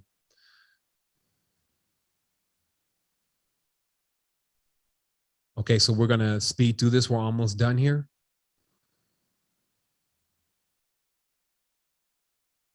Okay, so that's my slide 2. Okay, so geography is used as the fictional standard of measurement. So this is Canon 5581. Geography is used as a fictional standard of measurement to survey the physical structures of a particular region. Geography is also sometimes used to describe all 3 layers of defining sovereign territory as one: geography, topography, demography. The word geography comes from the ancient Greek geographia, geo meaning earth, and grapho meaning to carve, to draw, to sketch, or to write, right? So it's like a tattoo. Even rituals they're like tattoos. They're to carve out a certain space in time. And so this is why they used to say, man, that G in Freemasonry stands for geography. And people are like, oh man, I don't even get that. How could that even be? Because it is the laws of the geography and the drawing and the carving of and etching out of the world, the divisions and the lines, the latitude and the longitude, the country, the barriers, the borders, all of that, creates the division, right? So at Canon 5583, geography is the root fictional system of any claim of sovereign terrain layered over the physical earth, air, and water of a place, and presumes the existence of some uniquely owned fictional system of measurements of distance, height, position, and time through survey. So you see how it says uniquely owned. So this means if you were to stake claim over a space and you use their measurement system because they own it, they already own the space because you're using their units of measurement. You would have to have your own units of measurement, or you would have to use sovereign units of measurement. But the moment that you rip out a ruler and you start talking about acre was one of the demonic gods from Og's that got him in there. He was a warlike god. You see what I mean? So they're evoking right away in the bindings of the contracts and the deeds all the contract, the deed, all of that, that's just falling into their hands because they've hacked the system. They've created a Salic law. And I think the slide is here, so we'll keep reading. So it goes on, Canon 5584. It is the presence of some uniquely owned fictional system of measurement of distance, height, position, and time. The physical process of survey and then reflection of such survey on maps that produce geography. So flat earthers, yes, because there is a map of a globe that is ball. You get it? It's like it changes the concept. A new world is to change the concept of what the world looks like.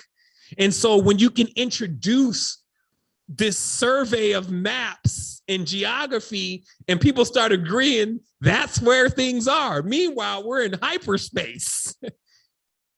It makes things static, and that becomes fixed, and that stone then becomes the stone that they build on. Okay. But that stone is kind of like first in your consciousness because you even believe that they have this kind of power and right, but you bear witness to it every time that you use it, right?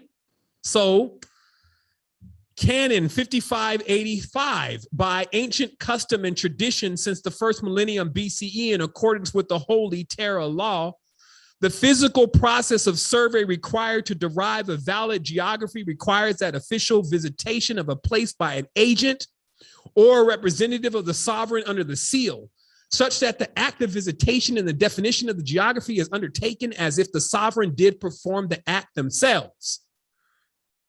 Simply put, this is why they send the Pope around every 7 years to territories to claim the territory, because he is the agent of Baal, acting as Baal, who is a sovereign. So this word sovereign also does not denote whether the person is good or bad. It is how they deal with the law. Canon 5586, by ancient custom and tradition since the first millennium BCE, in accordance with the Holy Terra law, the commencement of a geographic survey by an official agent or representative of the sovereign requires a point of being, a point of beginning, usually a historic marker, a flag, or a monument representing the first and primary claim of the sovereign. Permanent markers, posts, or monuments are then placed at certain distances and locations around the point of beginning to both validate the claim on that land and has been certified to enable accurate measurements. Okay, that's Stonehenge. That's any monument that measures time, which is measuring space, that has been brought into a place that is now, it's basically drawing out the boundaries of that place inside of that monument. So what the Catholics did is they went in those places and they sometimes built right on top of those areas, because if they build on top of it, they are staking claim over it because the original historical marker is gone. But in the event that someone is aware of what that historical marker was underneath it, that they can take claim of that on a sovereign level for their ancestors. So if your ancestors built a megalith somewhere that was recording space and time, and now that has been built over or demolished, and there's now a new hotel over that, still spiritually or metaphysically in sovereign law, if the original owner of that land was like, but that's the ancient monument of Ixtar or whatever, then that takes precedence over what is there at that point. But it is through the usurping of systems such as the eldest always inherits the land. When the elder no longer inherits the land can fall into the hand of anyone. And that's what happens over history, is that when someone died in war, they would just come and take the land. And then pretty soon, all of the land was being owned by the people who were the rulers of the land. So they only give out deeds to the lands that they own. It was like in California when, real estate was going exceptionally well, but I was into this deeper level of real estate. And this guy came to me and he was like, hey, I want to buy this whole subdivision. And because it had like a, a strip mall, right? And he was like, can you, because this was in the portfolio. So he was like, can you make sure though that the land under the ground isn't sold? And I was like, that's not even possible. You can't sell the land under the ground. And this guy was like, son, I can tell that you're new. Do me a favor, go down to the county and check. And sure enough, the land 30 feet below was already sold to Chinese corporations inside of the U.S. So the land that you were living on was one deed, but the land underneath had already been sold to somebody else, right? So Again, Canon 5586, I think that's complete. It's showing that the monuments, like I said, downtown in Costa Rica, San Jose, they put that one obelisk in the center of the city with the heads of Bacchus. Then they got the Kronos Hotel, they got the Gold Museum. They taken all the fetishes from the land and the monuments, and they put them in the museums. And then the things that were there, or the places that those things were, they put their seminaries and institutions and all that. Then they stake claim over that space and everything it generates, even the children. That's what even the military contract says they own your children as long as you're under the term of the contract of the military. The child is military property. So this is how these laws work. And, it goes on, nobody knowing what's going on, wondering why all these bad things happening to me. Why do all these bad things keep happening? It feels like I'm jinxed or cursed. Canon 5581, geography is the use of a fictional standards and measurements to survey the physical structure of the particular land. Okay, yep. Geography is also sometimes used to describe all three layers of defining the sovereign terrain as one: geography, topography, and demography. Canon 5582, the word geography comes from, okay, so we read this. Okay, we read this. We got one more here. I got one more. Geography 5581, 5576, 5599. There we go. I knew there was one more. It's like, okay, all right, we ain't looping here, are we? Okay, Canon 5599. Excuse me, I think I was actually reading on my screen. The 3-hour fatigue is setting in now. Okay, we're winding it in now. Okay, so 55. I just have a separate one that I'm reading here. Here we go. Okay. 5599, demography, okay, demos, right? Democracy is the use of fictional measures, registers, numberings, peoples, characteristics, and infrastructure to define political and administrative divisions and their activities according to particular topography of a place. Okay, so that's the definition of demography. The word demography comes from the ancient word demographia, from demos, meaning people. People means demos. So the word demon must be referring to people, meaning cow, chattel, right? Meaning people, and grapho meaning draw, carve, sketch, or write. So this is to draw, carve, sketch, or write, or tattoo people. Canon 5601, similar to geography and topography, demography involves the act of survey by an agent or representative as a sovereign. However, unlike geography and topography, demographic surveying is usually centered on the collection of information into a ledger, which then encloses those items from being resurveyed by original claim of title. Okay, Canon 5602, this has to do with people.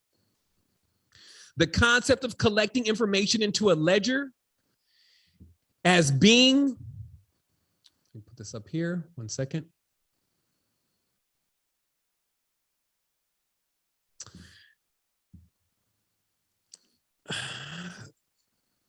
Okay, however, unlike geography and topography, demographic surveying is usually centered on the collection of information into a ledger, which then encloses those items from being resurveyed by original claim of a title. So this means that it gets hid from the public record. Like, unlike, okay, this is a topographical sign or a marker or a symbol. There's no signs of this, that humans also are collected in a ledger, right? And that's the whole straw man, the trading on Wall Street, the social security number, et cetera. This is just the origin of that.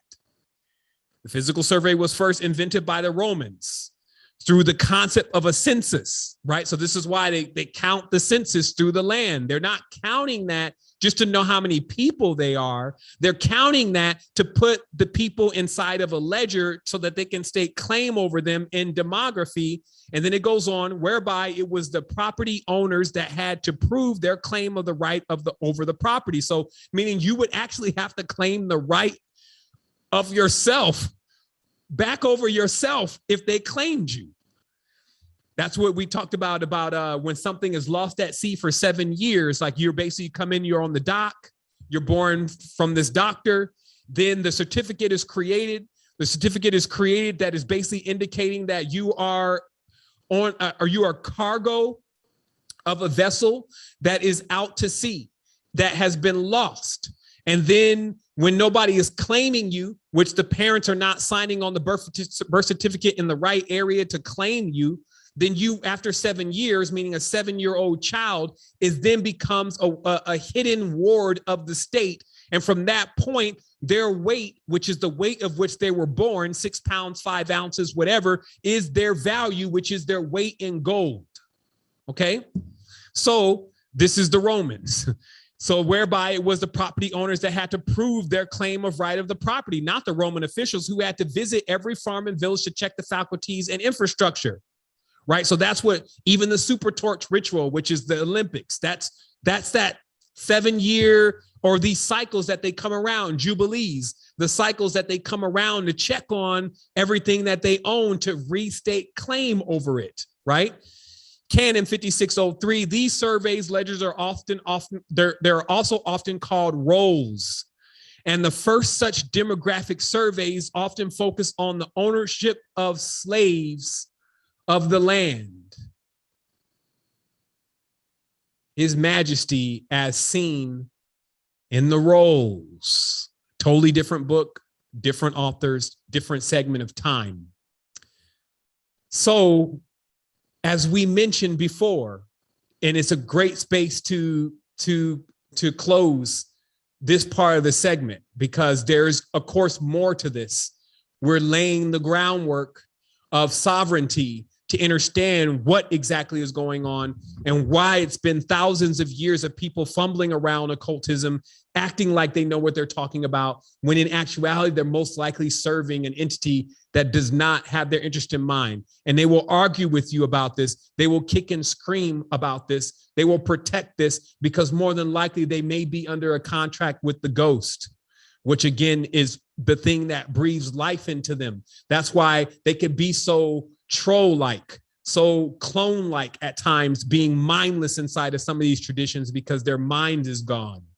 And what we're here to do is to restore that rightful property and ownership back to them, right? To have your own sane consciousness.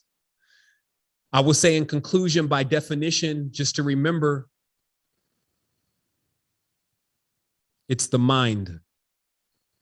This is why if you choose to feel good because something great is happening, or you think something great is happening, you start feeling good. The mind has an extreme amount of power because of its sovereignty and its ability to think outside of the box, to remove yourself from this Merkaba prison with all these colors, all these races, red team versus blue team. I trust that this evening you understand when we're talking about nullifying some of these rituals and banishing some of these rituals that have been done, how we have to bring in the real aspects of what's going on, or it will never take place. There's a lot of factions right now talking about how freedom, using this term, is what everybody needs. At one moment, all of us got to sit down for the mentorship and the tutelage of the universe's university to teach us what the hell we're even doing. And to use common sense is going to be your best tool in all of this. Common sense. You see everybody doing something, that doesn't work. Because if it did, everybody would be fine. Move in mysterious ways. Look between the lines. As they say, the devil's in the detail. These are the details. Law is very meticulous. This is sovereign law. So as we go forward in sovereignty mentorship, we're going to continue. I believe personally, this series is going to be the reason why this is called sovereignty mentorship. We're always in the future, but it's a real thing that I see all of it. And there was so much. I was like, okay, well, we got to figure out like, what are we going to get through? Because it's about a 3-hour build already. And this was the beginning and the entry of the awareness of self. So I just wanted to say to everybody here, wholeness and balanced vibrations, as we continue to go through this expansion of awareness of ourselves, it's just remaining steadfast and true and consistent. There's a lot going on right now. As I mentioned, the conscious community, or so-called conscious and subconscious community. That's what I term. Subconscious community is like a soap opera at this point. I think Brother Polite is up to bat next. And then it's all that consumption of time and energy. And then the big thing, which is you, gets ignored every time. Every single time, everything else gets paid, but you. You're looking for income, right? But it really should be outcome. You're putting in all this work. You're toiling inside of this garden. You're planting even your seeds here. You're not aware of where you're planting these seeds and what's going on with your ideas and your power. You can see how all this thing is designed, and it goes on without even a hitch. They say, well, went on without a hitch. Nobody even knows what's really going on. It's a secret. And the people who even find out a little bit, they want to join. I want to be the Illuminati. They join before they even hear all the stipulations. And then they end up shipwrecked because the entity is a jealous entity. It will never let anything ever be at the same level. So you can't be a sovereign serving any of these masters. You can't be a sovereign in a part of a secret society. You gave up your sovereignty with all of that. That's why you have to disavow. You have to remove yourself from all of that. You have to be able to call it like it really is, because when you don't, you're messing up your own discernment. Like I be watching people all the time. They be like, somebody was quoting the Pope the other day, like one of the old popes, Prince Assisi or Assisi of Rome or whatever, that he was talking about. Listen to this. He writes, surely God will work through others if God has worked through me. Prince Assisi. And you know, they're taking this or Saint whatever from Assisi or whatever. And it's like, this is your hero. This is who you want to place your faith. So that's what we're into here in this world right now, is that people are blind to what's really going on behind the scenes. But this is opening the eyes. So I trust that this level of awareness will serve you and to give you what you need in order to continue to prosper and to, again, see clearly what's happening in this space, in this time, and in this reality, in order for you and your family, your DNA, your nation, your tribe, your ilk, your creed. You know, after we say enough words, we should encompass all of us, that we can really prosper, that we can really thrive, that we can really bring in our innovations, that we can really bring in our creativity, that we can give to the world our uniqueness without worrying about it being desolated, right? So that's what I have to say. So I'm gonna hit these lines. Actually, you know what? Let's go ahead and ride out, as we always do around this time. We will come in next Friday with the next segment. Not sure about YouTube, but we'll see what happens. I definitely want to do my best, but I'm also very mindful of the space. I know there's only a certain amount of this energy that the public spaces can handle at times, but we're going to keep going through this. We're going to keep expanding. We already are doing our thing. So meaning that this is not like something we're like, hopefully we can accomplish this with our paperwork. You don't know this kind of stuff unless you've been able to accomplish it already. And I will tell you, if you're here today, there's something about you. It's just something about you. I already know who I am. And by resonance, that gives me an idea of who you are. And if you're here today in this space and you got this message, man, them ancestors, now all these ancestors is wicked. They're looking out for you. As I said before, there are beings that they don't care what color, shape, form, everything. They have taken on that tutelage and that mantle of being able to come in and instruct humanity and to get it out of this situation and this tangle that they've been dealing with. And that's why, you know, I give thanks. To be in a position to give is an extremely powerful position. Some are always looking to receive, but when you're in the position to give, that means you got it. So keep it going. Don't get stagnant. Don't be like, oh, this is my secret. Keep these secrets from me. Disclose all. Free the people truly. Wholeness. Wholeness. Powerful bill, fam. Wholeness. There it is. Thank you so much, tribe. Yeah.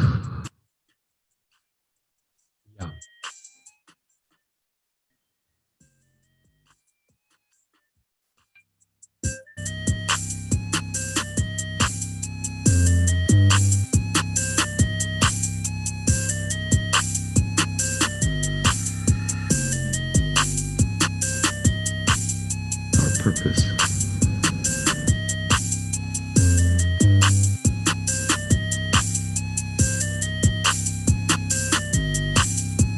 You shouldn't give up in frustration. Your body has the DNA for it. Our purpose. To create a star within a star.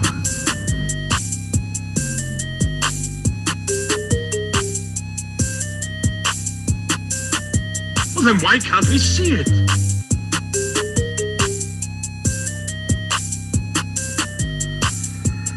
Finally, we get to, at a certain point, this 8th and 9th dimensional being.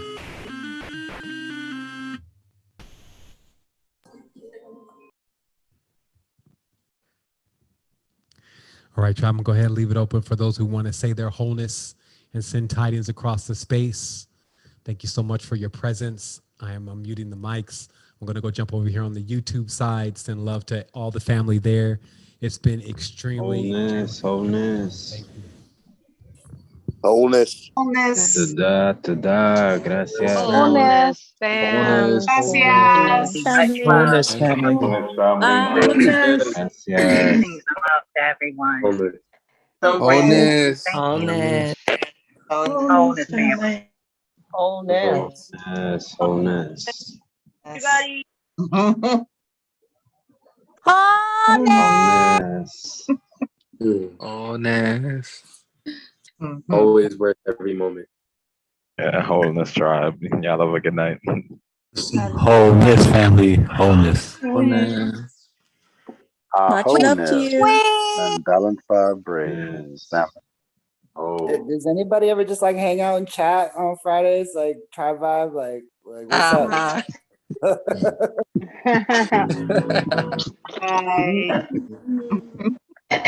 You're not domesticated. Wholeness, y'all. Oh, this is that beat.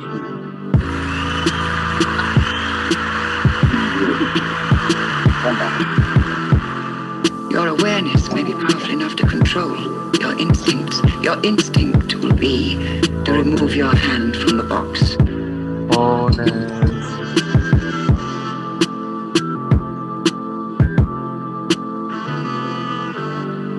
Where is your tribe?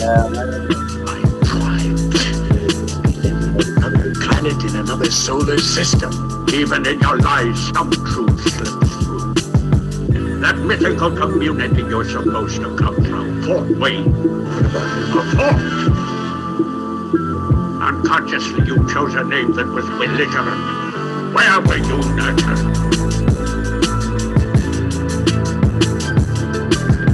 Your awareness may be powerful enough to control your instincts. Your instinct will be to remove your hand from the box.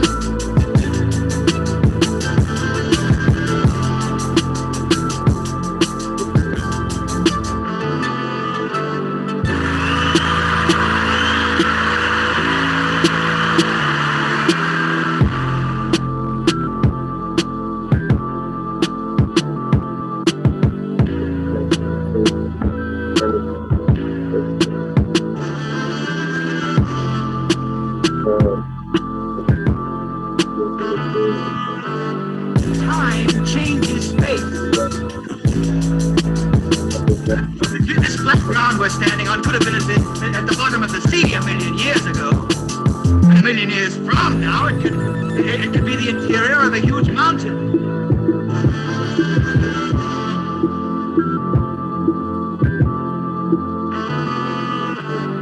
Time changes space.